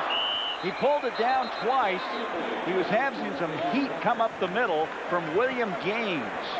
And eventually just got rid of it, but that was diagnosed very well. Good coverage that time by Florida. Yes, it was. And so Biscuit, who was perfect for the year, 4 of 4 field goal wise. Career best of 48 yards last week against Maryland. And this will be a 45-yard attempt. We saw him hitting him from as far out as 55 yards in pre-game, so there shouldn't be any question about the leg strength on this kick. Mark McDonald, one of the captains of the team, in the hole. The ball is down. He's got a lot of leg. Is it down the middle? No, it's wide to the left. Ball had a funny look when it came off his foot. Well, whenever you see a ball that's not a perfect spiral, it looks like he probably hooked it a little bit. So the 45-yarder goes awry. It's still a 14-point lead for the Orangemen. By 14 after the missed field goal attempt by Biscuit. Inherits the football to 28.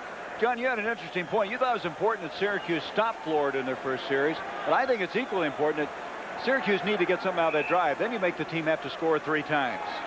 Well, it would have been nice to be up by 17 points. But had Florida scored on their first drive, they would have scored on consecutive drives, the end of the half and the beginning of the first half, which really would have changed the complexion of this game. So Matthews is back after suffering the interception on the last drive. Passes to Rhett coming out of the backfield. He breaks the tackle to 45, and he's to the midfield stripe. John Lasardi made the stop. Rhett has not run the ball. For that matter, Florida hasn't run the ball. They've only have 6 yards rushing. But boy, they've been effective throwing to him coming out of the backfield. I am so impressed with the running back receivers for Florida today. Dexter McNabb, Eric Rhett, and Willie McClendon have all caught passes and made good yards, good runs after the catch. 22-yard gain to the 49. We're going to go to New York in a little bit for an update on that Illinois-Houston game from Roger Twyble. Here is Matthews back. Over the middle, caught by McClendon. Lasardi went up, almost deflected it. McClendon caught it, and it's a first down at the 25-yard line. Joseph and Sandquist eventually caught up, so a 22-yard strike, and now a 26-yard completion. This is a pass we've seen Florida try to get to their tight ends twice with mixed results both times. This time McClendon gets down the seam. Matthews is able to thread the ball over number 39, John Lasardi. Nice feather touch that time as he got it over Lasardi. And all of a sudden the Gators are growling. They've got it just outside the 25.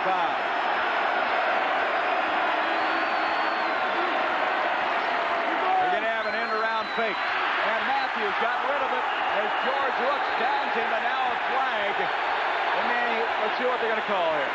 Intentional grounding. George Rooks, the All-American candidate out of White Plains, New York, after the end around was faked, got right in the face of number 9. George Rooks, they expect big things from him this year. He's the best pass rusher for Syracuse. It's funny, though, as the referee called to look around to see if there was any receiver downfield to call dumping the pass, which Shane Matthews did, intentional grounding.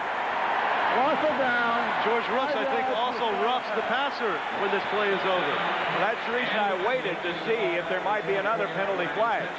But it was intentional grounding, loss of down as well. The penalty moves it back to the 45 of Syracuse. Second down now. Long ways to go. Second and 25. Matthews trying to come right back to McClendon. Ball is fumbled. I think Florida got it back, and they did. Well, let's break here for a moment. Let's go to New York. Roger? Well, thank you very much, Gary. At Illinois, the Illini giving Houston a taste of their own medicine. This in the third quarter, Jason Produsco. For the third time today to Gus Palma up top, 40 yards on the touchdown. That made it 27-3. Illinois has added another touchdown. They leave it 34-3 in the third. And how about ASU and Southern Cal? The Sun Devils lead it 32-10. Let's go back to Gary. Roy Rogers had a big win for Larry Marmee. Back to throw is Matthews. Pressure coming. He gets rid of it again. Glenn Young sacks him. There's no intentional grounding. This time, I think the referee really should have called intentional grounding. All of a sudden, the offensive line of Florida cannot protect their quarterback. Young, we have another blitz. Glenn Young comes right through, unblocked. Whenever you have a blitzing situation, the offensive lineman should seal from the inside out and let the blitzers come from the outside. Shane Matthews got away with dumping the ball right there. Bob Costello, one of the assistant coaches, talking to Pasqualoni as Syracuse stops that drive in a hurry. Bob Grosvenor is back for Syracuse on this punt off the side of the foot of Shane Edge, but it's going to hit very well and be down to the 8-yard line. And so the Orangemen have it. They have a 14-point lead, and this sellout crowd in homecoming is loving it. Exciting afternoon, and this is evidence of it. Look at what's happened thus far. Matthews has thrown for 305 yards, suffered 2 interceptions, distributes the ball so well. Alonzo Sullivan, the leading receiver. Ishmael, 132 yards of all-purpose yardage. Dardar started it out with a 90-yard kickoff return. Graves has played extremely well. And here we have 5:51 left in the game, and after that punt, Syracuse inherits the ball at their own 10-yard line. A lot of offense. Marcus Lee is in at fullback along with Terry Richardson. And all of a sudden the ball comes loose. The exchange I don't think was ever made. Gray's trying to hand off, and I don't think they ever made the exchange. As the ball comes loose, who's got it? Really a peculiar play. Well, Gray's trying to run that freeze counter play that he runs. And Florida got it. Syracuse finally turns the ball over. Looks like Tony McCoy will make the recovery here. There's so much penetration, he can't even get the pass off, or the handoff off. Myrick Anderson on the tackle, Tony McCoy on the recovery. Watch number 71 on the left side of your screen, battling. He's crawling along the ground light right there. He sees the ball and covers it up. But Myrick Anderson was a guy that really stuck Richardson. There's just too much penetration on that play, Gary. Line of scrimmage, the 7. First and goal, Florida. Big break for the Gators. Matthews to Rhett. Rhett to the 5. Maybe inside the 5. So the turnovers are finally evening out. And that was a turnover you wouldn't expect. It wasn't on the option where you're running down the line of scrimmage where the high risk comes in. That was just an ordinary handoff up the middle. Or when you try and counter in the running game like that and off that freeze action move in the option, you're really susceptible to penetration, and that's what happened right there. Second and goal. Just inside the 5. Single running back. Matthews. Wait a minute, they're going to blow the play dead. See what this is all about. Officials stopping it just about the time Matthews came out from underneath center. Syracuse may have tried to get a timeout called there. I don't know if they did or not. They looked confused defensively. Safeties were running all over the place. And I think that's what we have. That's exactly what it was. Defense call timeout prior to the snap. Number 9, Dwayne Joseph at the bottom of your screen, right-hand corner there, calls the timeout. He knows they're in the wrong coverage. Florida is trying to spread the field. That's twice they've called it just in the nick of time. Remember, they had the ball one time, and the play clock was expiring. They got it out. Pasqualoni not happy about the turnover and not happy about the fact that they had to use the timeout there. Looking ahead, next Saturday on ABC, 1 to 12 Eastern, 9 Pacific, the #1 ranked Seminoles of Florida. Bobby Bowden's Florida State team battles the 3rd ranked Michigan Wolverines. Plus at 3:30 Eastern, 12:30 Pacific, regional coverage follows us Georgia Tech. Boy, what an exciting win they had Thursday night against Virginia. Takes on Clemson. Colorado, who just destroyed Minnesota today, will meet Stanford. And Pitt goes against those Golden Gophers of Minnesota. Be sure to check your local listings for the game in your area. That's Saturday here on ABC. Alex Van Pelt off to a good year this year for the Pitt Panthers. We'll get to see him against the Gophers in the Metrodome, another dome game. So it's 2nd and goal after that timeout. Line of scrimmage just inside the 5-yard line. Well, although head coach Paul Pasqualoni did not like to see a timeout call, if it saved a touchdown, it was definitely a good timeout for the Syracuse Orangemen. 5 minutes left in the 3rd. This guy says, I'm not fancy. I just want to get my kids ready to play. Replaced the very popular Dick McPherson, now the head coach of the New England Patriots. 4 years the linebacker coach and elevated into the head coaching job. Well, it really gave his taking over really gave the players a lot of continuity in the program, too. 2nd and goal.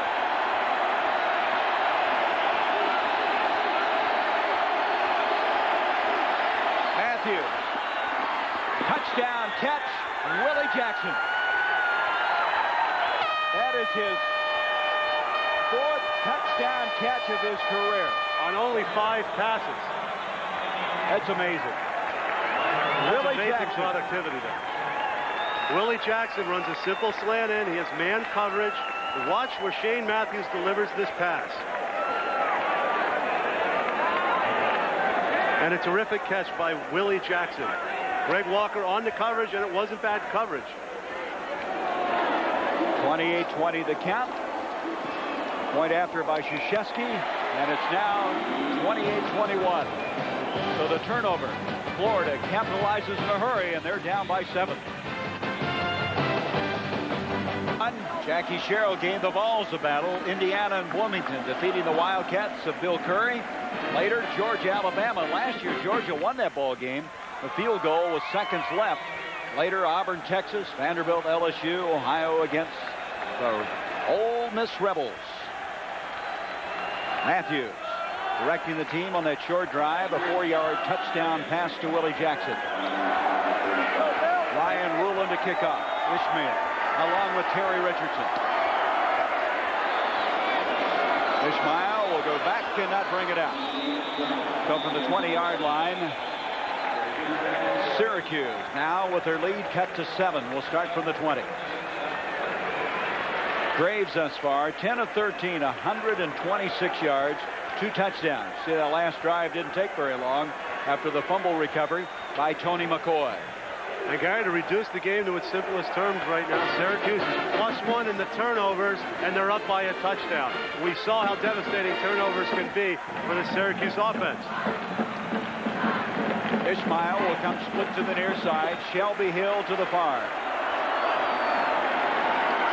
Lee and Walker in the backfield.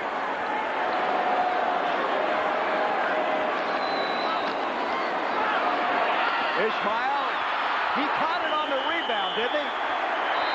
I think he caught it on the rebound. He did. It bounced off his shoulder pads.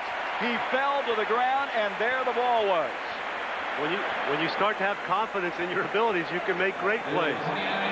Katri Ismail, that ball was threaded through there. It hit him on the face mask, and he just stayed with it. Del Spear in coverage.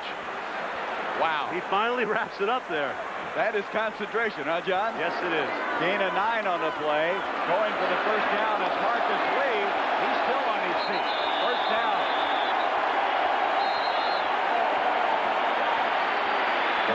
Let's pause now. 5 seconds for our ABC stations to identify themselves.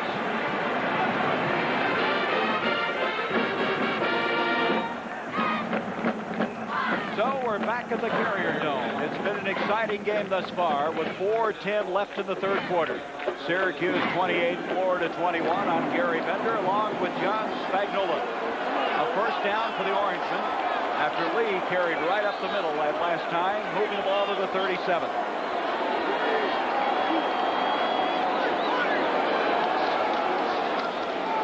Gray's pulling up, and he's dropped. Didn't have time that time because Brad Culpepper out of Tallahassee, second team all SEC, made that tackle. A&M upset by Tulsa. What a big upset that was for Tulsa. Syracuse going to the well once too many times on that particular play. Del Spear was rolled up in coverage, and that time the Florida defense had a better play called than the Syracuse offense. Well, wasn't that what he talked about? Pasqualoni said, I don't know if we'll have time to do some of those things that we want to do. And there was a case in point. But Graves pulled the ball down, to his credit.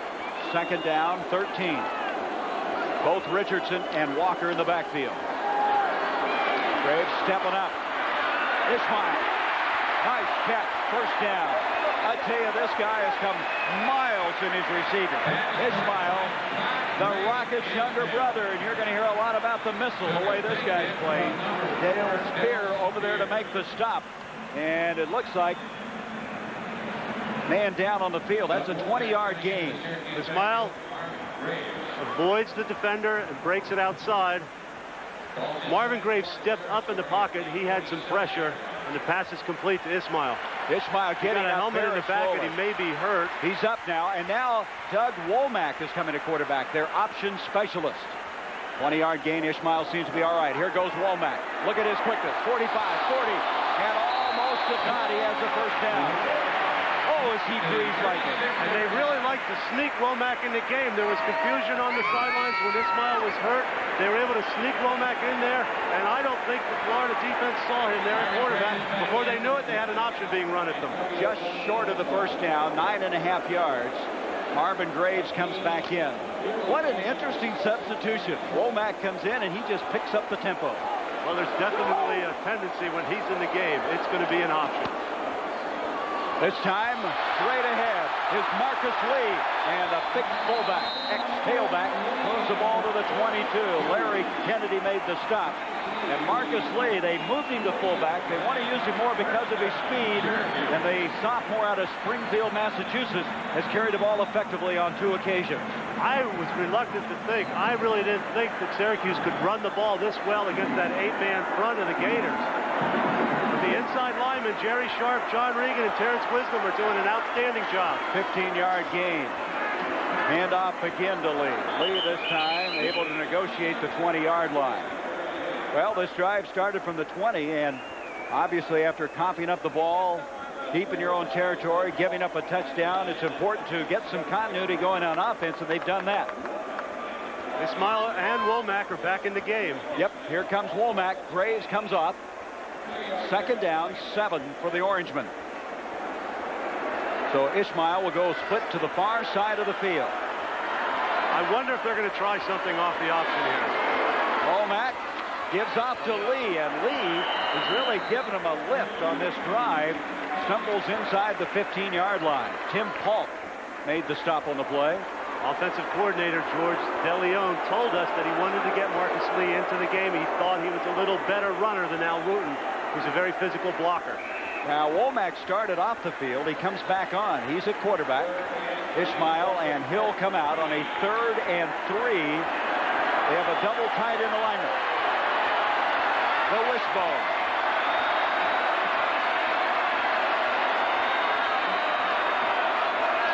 Womack on the option. On a 3rd and 3. He's got it. And still on his feet to the 5. First and goal.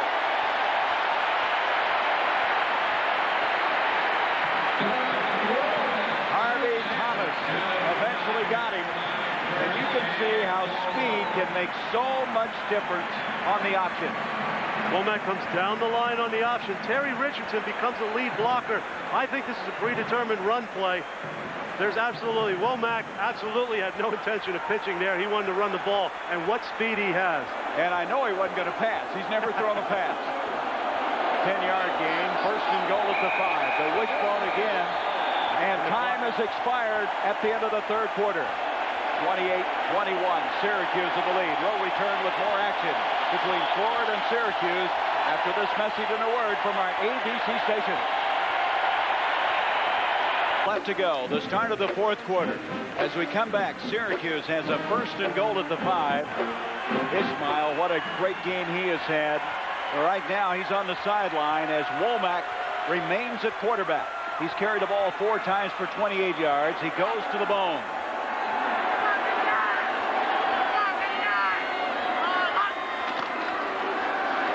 Handoff to Wooten, fighting for the goal line.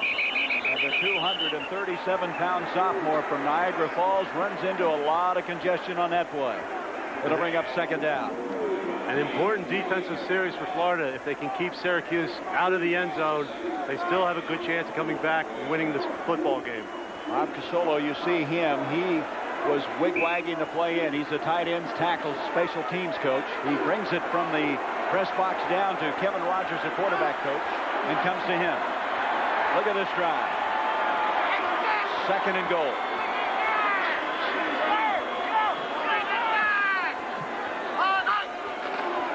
Womack keeping. Touchdown. Oh.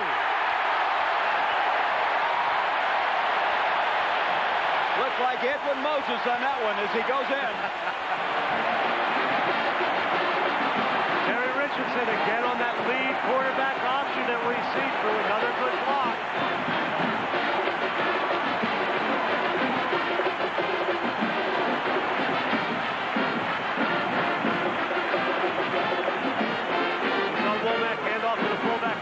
This time, he just hurdles right over Will White. What an athlete he is. Oh, yeah. He's only 166 pounds, 5'11". He was a Houston Player of the Year. One-time rush for 312 yards in a high school game. Point after attempt now. Biscuit. And Syracuse is back on top by 14. Amazing game thus far. 35-21. Syracuse. Syracuse with 175 yards rushing thus far in the game. We'll be back. After the conclusion of this game, the Thrifty Car Rental post-game report. We'll go to New York and join Roger Twibel and Bo Schembechler. We've got a lot of football left here. 35-21 Syracuse. But the Gators are a kind of team that can strike in a hurry. And there's the guy that added the last touchdown, Womack, Doug Womack. 3-yard run. Kicking off is O'Neal, and he gets into this one. Oh, out of the back of the end zone. They'll take it from the 20, and let's look at this wide open, wild, and woolly one here. Statistically, 308 yards passing for Florida, and yet they're down by 14 points. And look at the yards rushing, -4 yards rushing right now. And Syracuse had a great ball control drive there. They really ate some time off the clock. The score, of course, has changed. That was at the end of 3, and then at the beginning of the fourth quarter, Womack just scored a moment ago. That's where we are now with 14-12 left in the game. Matthews back. And this will get him back in a hurry. Willie Jackson on the receiving end, breaks the tackle to the 50, to the Syracuse 45. Boy, they can strike in a hurry. JoJo Wooden and John Lasardi eventually caught up, but that's a 35-yard gain. We've seen this pattern thrown a lot of different ways today. Once to the tight end, 2 times to the tight end, then to Willie McClendon in the back, and now to Willie Jackson. Florida's spreading the field horizontally and getting open in the seams down the middle of the field. Matthews going to be a busy guy in the last 13-plus minutes. From the 45, play action fake. Pressure coming up the middle. He had to get rid of it. Lasardi was in his face. John Lasardi went storming up the middle. Dexter McNabb getting up slowly. So Matthews now has attempted 39 passes. Completed 26 of them for 343 yards, 3 touchdowns, but 2 interceptions. And we still have over 13 minutes to go in this game. Now, there was no intentional grounding there because Shane Matthews threw the ball downfield. And it was before he was in the grasp of John Lasardi, the blitzing linebacker. Shane Matthews Syracuse knows how to get rid of the football. They've got some confusion here offensively. Finally, Rhett gets in the right spot, as does Sullivan. Matthews back to throw. Going down the middle. Ball was broken up. Greg Walker defending on the play. Wanting interference, but not getting it. It's the Florida Gators. Walker, the veteran senior out of Williamport, PA, back there defending on the play. Kevin Flynn, the wide receiver. Well, Florida is using all sorts of wide receivers today. The watch Walker time is junk. We understand he's their best cover guy. There might have been a little interference called there, but you don't get the call at home in this kind of game. A little shaky. 3rd and 10. Timeout. Matthews and the Gators. 3rd down, 10, and Matthews will go to the far side to coach Steve Spurrier. Tell you, this Syracuse secondary, they aren't real big, but boy, do they fly around. Joseph has picked off one. Walker just a moment ago. Let's look at it again. It was Kevin Flynn, the wide receiver, down the middle. Watch it. Once again, we see Walker timing his jump right there. He definitely interferes on Flynn. No question it should have been called. Even though both players were going for the ball, you have to give the receiver the right to catch the football. Well, Kevin Flynn wasn't even on our 3 deep. He's a junior out of Brandon, Florida, 5'11", 163. Let's look ahead to Monday night. The Bears host the Jets. Bears playing remarkably well, and that guy, Mike Singletary, you probably faced him a couple of times, huh? Well, I'm glad he can't jump out of the television screen at me. Jets coming off a strong showing against the Bills. Hey, they've got some offense. One of the former Syracuse stars, Rob Moore, playing for that Jets team. All begins live at 9 Eastern, 6 Pacific on ABC's Monday Night Football. Let's catch you up. If you joined us late, Dar with a 90-yard kickoff return on the first play of the game. Walker from 10 yards out, 14-0 the Orangemen. And then Trey Everett, we haven't seen since that time, caught a 7-yard touchdown pass. Antonio Johnson, a 13-yard catch, made it 21-7 the Orangemen. Ishmael has played brilliantly at a 36-yard catch. Then Hill came back. Jackson came back. 28-21. A moment ago, Womack from 3 yards out. 3rd and 10. Matthews. Complete. Down Houston. The ball comes loose. Ruled incomplete. What a shot Harrison Houston took. By Tim Sandquist coming across the middle. Really lit Houston up. Wow. Florida's been able to get away with that pass so many times today. It has been open quite a bit. I think this time Sandquist is just cheating a little bit. Well, Sandquist has taken over the leadership in that secondary for Rob Thompson, who played so well there last year. And so Edge will come into punt to Shelby Hill. What a bone-jarring tackle. Oh. Syracuse had too many men on the field, and getting off the last moment was Garland Hawkins. They're going to put the return on. Edge. Fair catch call for. Hill's going to let it hit, and it will make it in for the touchdown. 45-yard punt. Syracuse with a 14-point lead, and they have the football at the 20-yard line. Has the ball at the 20. They have a 14-point lead. And the Orangemen have impressed today at Florida with 13-22 to try to get back into this one, turn it around as they're being upset by the 18th ranked team for the Big East Conference. Richardson being chased by Robinson, and he got a first down. That showed some speed there. The inside linebacker couldn't get the angle he wanted, and Richardson picks up a first down. Gain of 11. Here's what's happened against the SEC. 6 wins, 6 losses. In fact, you know, Syracuse upset Nebraska, ranked number 1 here in the Dome, went down and lost to Florida in Florida Field. Gary, I am so impressed with the offensive line play at Syracuse today. That was a big question mark. The inexperienced offensive line, only 1 starter returning. Handoff goes to Marcus Lee. Lee slants it out to the 34. They found a backup fullback in Lee today. Yes, they did. To get back to that point, not only the inexperience, but they have two players converted from other positions. Jerry Sharp, the left guard, is converted from nose guard. Well, we know why he's not going to play nose guard with Kevin Mitchell around. And Andrew Dees, the right tackle, converted tight end.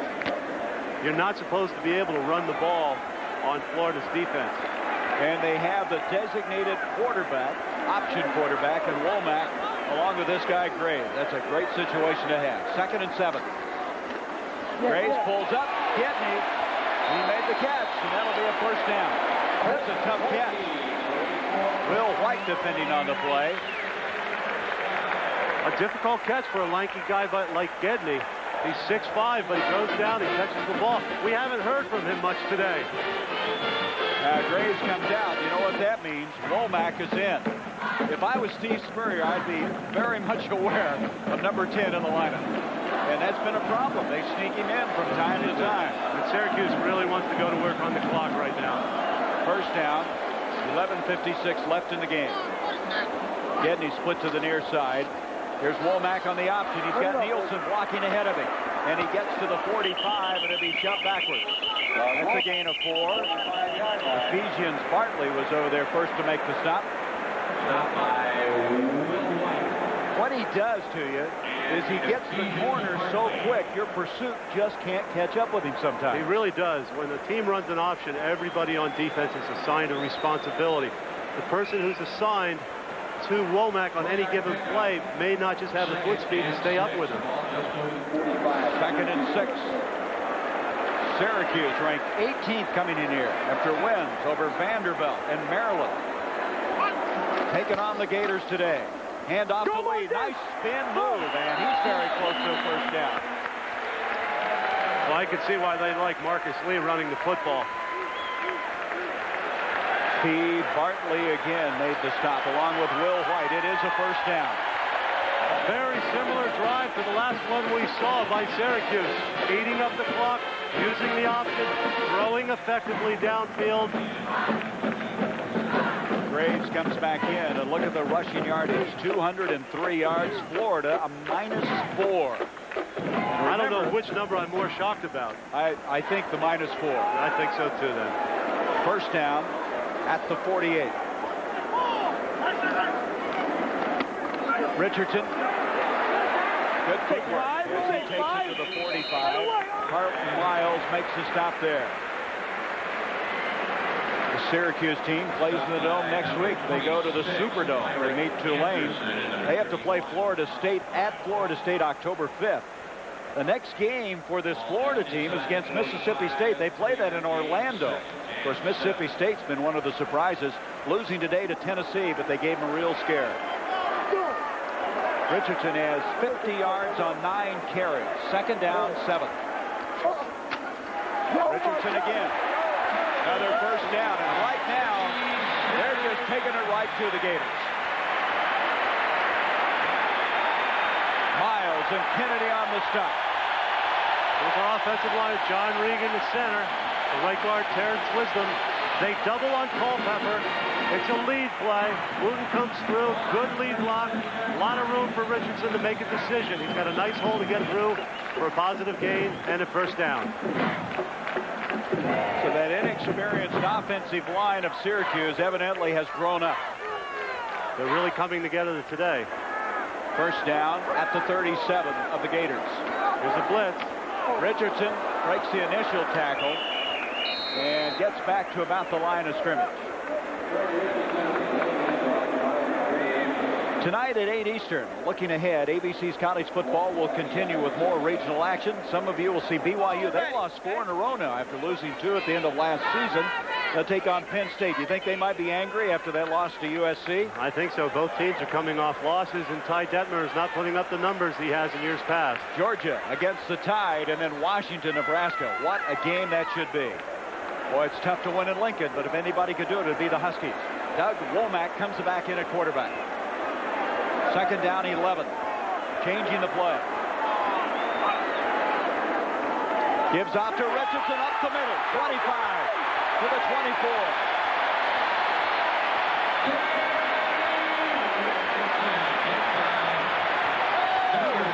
Larry Kennedy made the stop. I think this a discouraged Florida team right now. Once again, Florida brings the blitz. It worked on the previous play. This time, Richardson is able to squirt through.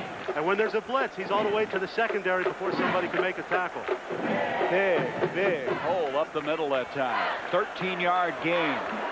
Womack stays in as they go to the bone. Almost mishandled the snap. Gets it off to Richardson. Being chased by Bartley. Got the corner. And he's out of bounds at the 4. Let's see where they're going to mark it. What a burst of speed by Richardson. He got the shoulders, turned up the field, and he took off. Let's see where they mark it. They're going to bring it out further. Said he stepped out of bounds at the 17. First down. B. Bartley has contained there, and you can see the speed of Terrence Richardson as he gets around the corner. Watch two number 44s going at it. First of all, almost a missed exchange. B. Bartley, number 44, just doesn't have the foot speed to keep up with Richardson, and he's able to get around the corner.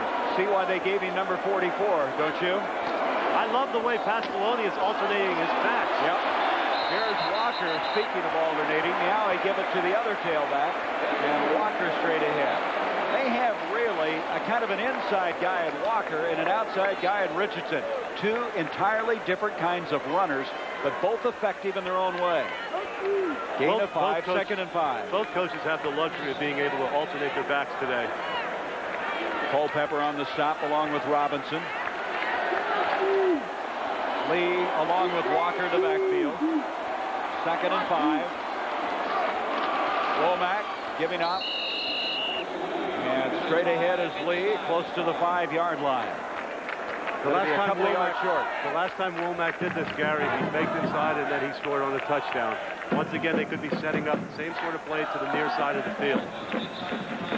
Well, this obviously would put a real lid on this game if they get this one in. Now here comes Graves into the huddle. Womack checks out. Job well done.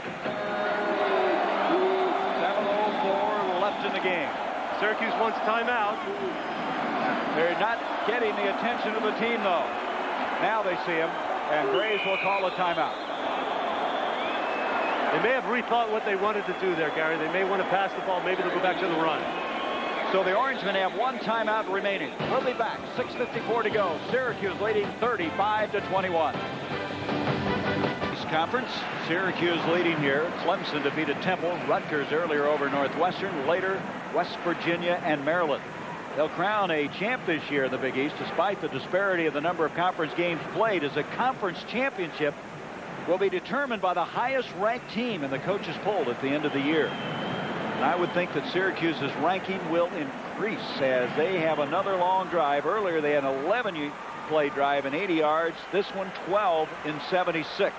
And look at the time of possession in the second half in particular. And really it's just been hard-nosed football, hasn't it? That's right. Really tilted heavily towards Syracuse. Womack comes in at quarterback. Now they need about 3 yards for a first and goal. Third and a long 2. They're at the 4. Let's see if he goes to the near side of the field and beat to his left this time. Double tight end alignment. The bone. The wishbone is in. They're going to option the short side. And Womack, did he get it? Did he get a first and goal? Boy, did he take a shot from Tim Polk, number 99. Oh, Tim Polk is a definite prospect. He's an outstanding inside linebacker. And he really gets after people. Well, they were talking about he wears fullbacks out, but today the fullbacks of Syracuse have held their own. Now they're going to measure to see if Womack got the first and goal. And according to Andy Dees, they did.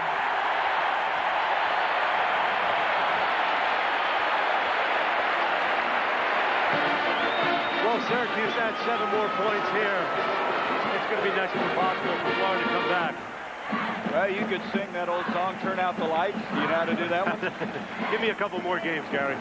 Womack, 40 yards, 7 carries and a touchdown, and now Graves replaces him at quarterback. First and goal at the 2.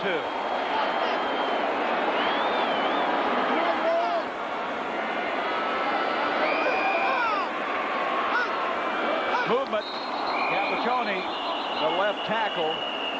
out of East Bridgewater, Massachusetts, fired off. And that's not when you want to be firing off inside that 5-yard line.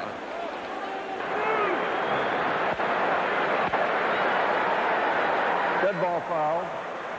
All stats. Offense, 5-yard penalty. Repeat the down. Cappuccini must have had some of that garlic you were eating earlier this week.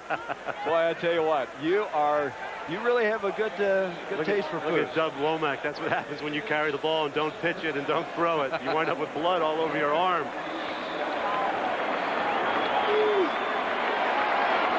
Now, West Virginia, now we have an update on that leading Maryland Zig. After the penalty, first and goal from the 7, give to Richardson, and Richardson dances inside the 5. Second and goal from there.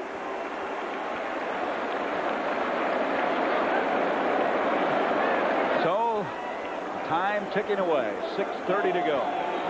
Paul Pasqualoni is undefeated as a head coach. And that's Bob Casillo sending the signals in to the sidelines. They're relayed from the box from George DeLeon, who told us he needed 400 yards and 24 points today to win this game. I think he's got to learn to set his sights a little higher. A little repair work there on Womack, the cut you were talking about. Second and goal from the 4. And in trouble is Graves. And the reason he's in trouble is Tim Polk just stormed through. Tim Polk, the all-SEC pick out of Coral City, Miami.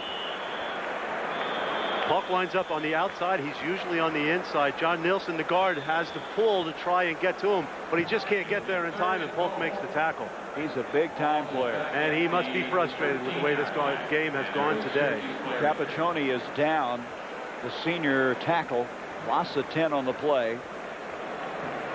And that offensive line does not have a lot of depth, and obviously a lack of experience is coming into the ball game now. Substitution for this Syracuse team. Jerry Sharp will come into the game. Here's Cappuccini at the bottom of your screen, number 72. Watch his right knee here. It just gets rolled up on. And that often happens with offensive linemen. That's why they wear those braces. Hopefully it's not a very serious injury. The offensive linemen always have people rolling around on them. And when they're pass protecting or run blocking, they really have no control of the situation. Well, the loss all the way back out to the 13-yard line area. 5:55 left in the game. They're taking a lot of time off the clock and have that Florida defense backed up. They're trying to put the lid on this one with a 35-21 lead. This Syracuse team starting out in impressive fashion with the opening kickoff going 90 yards, and they've never relinquished that lead.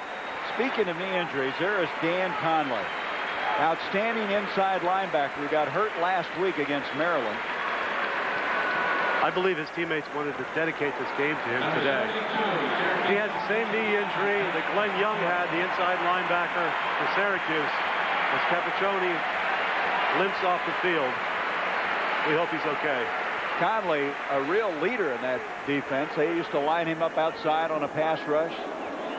And so Conley, they hope, will be able to come back next year. But I'll tell you, Lasardi's done a good job in his stead playing in that inside linebacking spot. Yes, he was. He was Big East Player of the Week last week. So here we go now on a 3rd and goal. Now the 13.5-yard line.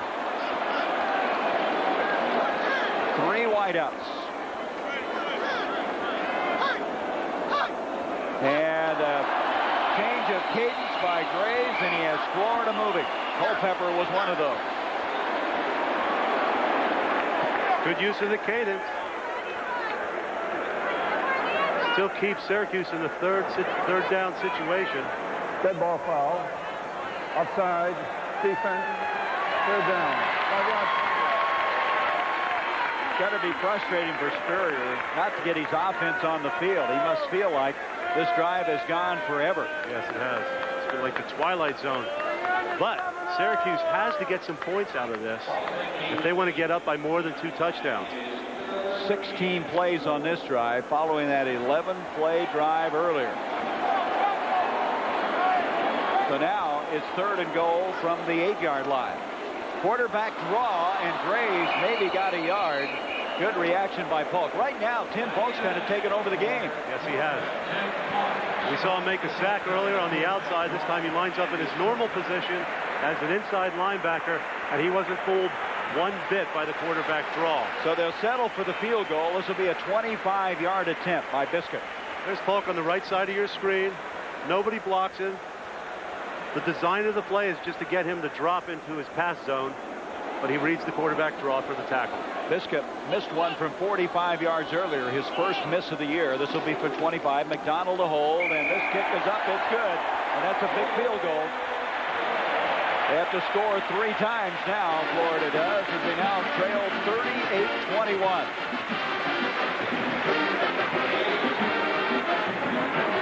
Well, coming into this game, everybody was talking about there could be a very good chance that 3 schools from the state of Florida could be ranked 1, 2, 3.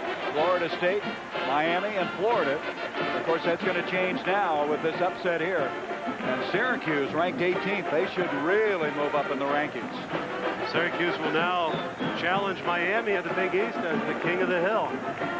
That was a 17-play drive covering 73 yards. Took 8 minutes and 9 seconds. And that is ball control in the true sense of the word, culminating in the 25-yard field goal by Biscuit.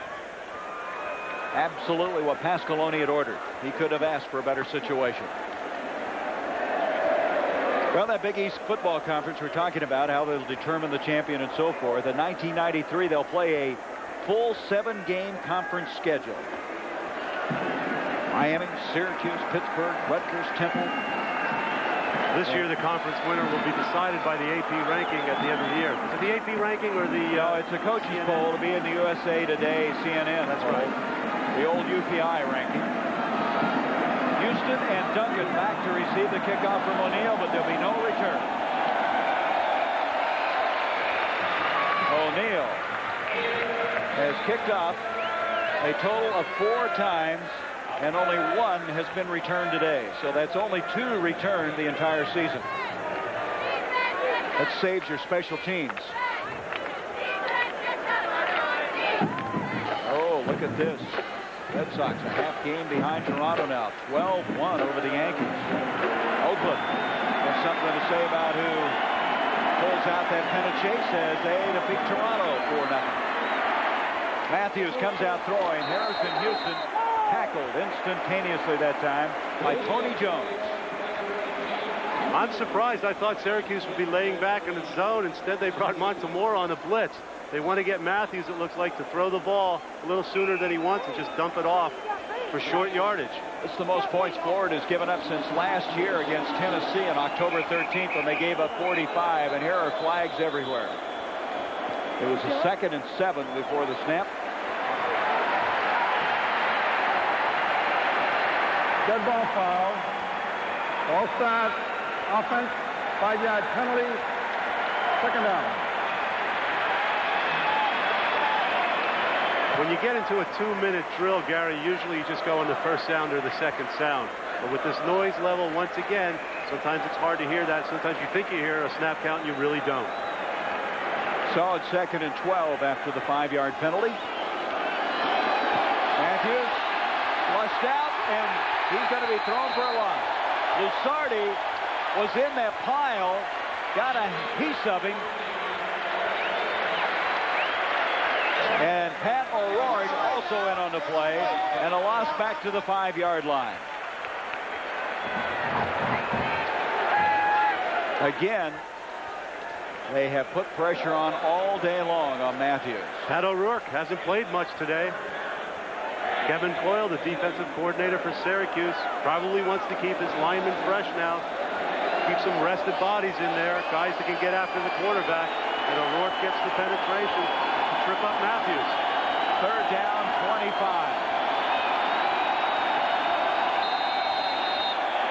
And they've got the play clock expiring.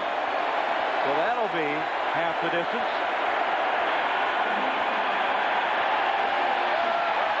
Florida's placed in an untenable situation now.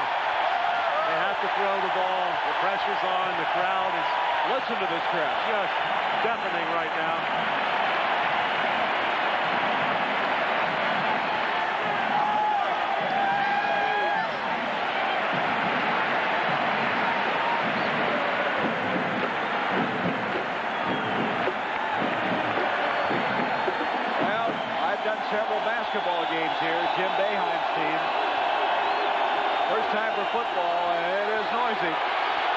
Here's Matthews up the field, and I don't think Sandquist saw the ball he was looking for, the receiver, Houston Harrison. He was so intent on him, the ball hit him and bounced away. I think Sandquist had to make up his mind whether he wanted to put another shot on Harrison Houston or intercept the pass, and he couldn't make up his mind. Hawkins and Mitchell put the heat on, and so on 4th down, Edge will go as deep in the end zone as he can to try to get this one away. Syracuse sends back 3 men for the punt. 3:28 left. No real pressure put on. Nice punt. Shelby Hill to midfield strike. And he's going to be knocked out of bounds at that point. 48-yard punt that time by Edge. Del Spear over defending on the play. So the 38-21 count here. Let's go to Roger Kleibel now for an update in New York. Thank you very much, Gary. At the Coliseum in Los Angeles, the Trojans trailing Arizona State 32-18. Over 2 minutes to go. Mazio Royster will take it in 10 yards for the touchdown. That makes it 32-25. About a minute left. Arizona State has the football. Let's go back to Gary. Boy, Roger, figure out USC. They lose to Memphis State. They beat Penn State, and now they're losing to Arizona State. I can't figure them out. Up 1 week, down the next. First down now from the 50-yard line. Graves is the quarterback. 3:17 left in the game. They'll give off to Marcus Lee. Lee spins for 3 yards to the 47. Well, this has been impressive if you're a Syracuse Orangeman fan. Look at these drives. 17 plays, 11 plays. They had a 9-play drive that ended in a missed field goal.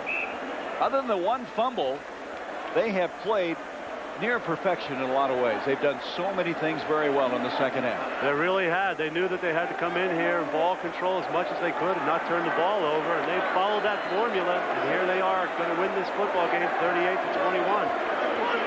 2nd and 7. Antonio Johnson will go in motion. Graves to Walker. Walker penetrates the 45-yard line. Be 5 yards short of the first down. Tony McCoy made the stop. I thought Bo Schembechler said something very interesting in the scoreboard show with Roger. He said, boy, when you are on the road and somebody returns a kickoff against you for a touchdown starting game, it really changes things. And it did. This game got off on such great footing for Syracuse. Go, punt alert! Florida's been like a boxer in the corner all day today. From the opening kickoff to the halfback option passes to everything else that Syracuse has thrown at them. 3rd and 5. Walker now with 78 yards rushing. And it's going to be Walker again. And he's about a yard short of the first down. Ed Robinson made the stop. Well, this is only the 3rd trip to the Northwest, should say the Northeast, for this Florida team since 1984. They played in the Meadowlands against Rutgers. And they may not want to come back anymore. Well, that's probably true, but with the new SEC, they're not going to get much of an opportunity to play intersectional games either. So now to punt the football will be O'Neal. He'll let as much time tick off the clock as he can. There's 7 seconds on the play clock. 1:07 left in the game. Duncan will go back to receive the punt from the 10-yard line. He's going to let it expire, and he'll take the 5-yard penalty.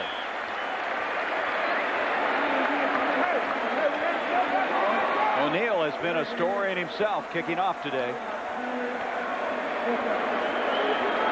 What a shot in the arm this gives to Paul Pasqualoni in his offense, though, Gary.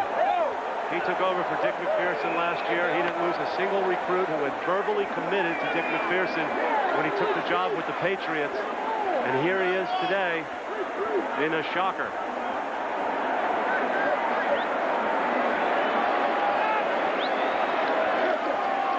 A punt by O'Neal. Good one. He booms it. He rocks it into the end zone. And so they'll bring it out to the 20-yard line with 50 seconds left in the game. Well, it's homecoming here in Syracuse, and what a nice homecoming present for the orange and blue.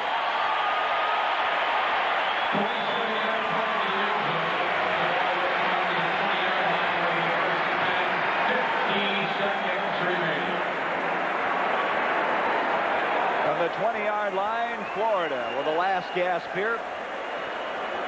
Matthews, been a busy guy today, coming back in at quarterback. No, Brian Fox is the new quarterback.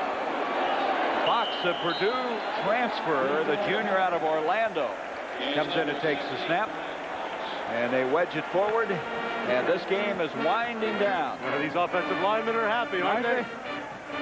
They had a difficult task today, and they were equal to the challenge. That was basically the big question mark, was that offensive line, and they proved themselves today. Pass comes out to Kelvin Randolph, and he'll bring it out for a first down. Smile. What a game he had. He has come on his own. He's not just now Rocket's brother. He's the missile. That's for sure. He's made some tremendous strides this year as a football player. Nice kid. Wonderful kid. Matthews did about all he could today as a quarterback. I mean, he threw some interceptions, but he was forced to throw the football. Here's Brian Fox, who had an outstanding freshman year at Purdue, airing this one out. Greg Rocker, the closest to it. And with 1 second left in the game now, that intended receiver was Kevin Glenn. 1 second left to go in the game. Capuchoni on his crutches already. I think the timekeeper could have been a little merciful there and just let his fingers go a little more slowly. Syracuse had 250 yards rushing today, and this guy, Womack, had one of the touchdown runs. We will not have the Thrifty Car Rental post-game report. We apologize due to the fact we're running out of time. This game, a lot of scoring, a lot of stoppages of the clock. This will be the last play. And Syracuse with a major upset. Syracuse 38-21. The Orangemen led all the way. Paul Pasqualoni is still unbeaten as a head football coach. He is 3-0. The final thoughts here from the Carrier Dome when we return.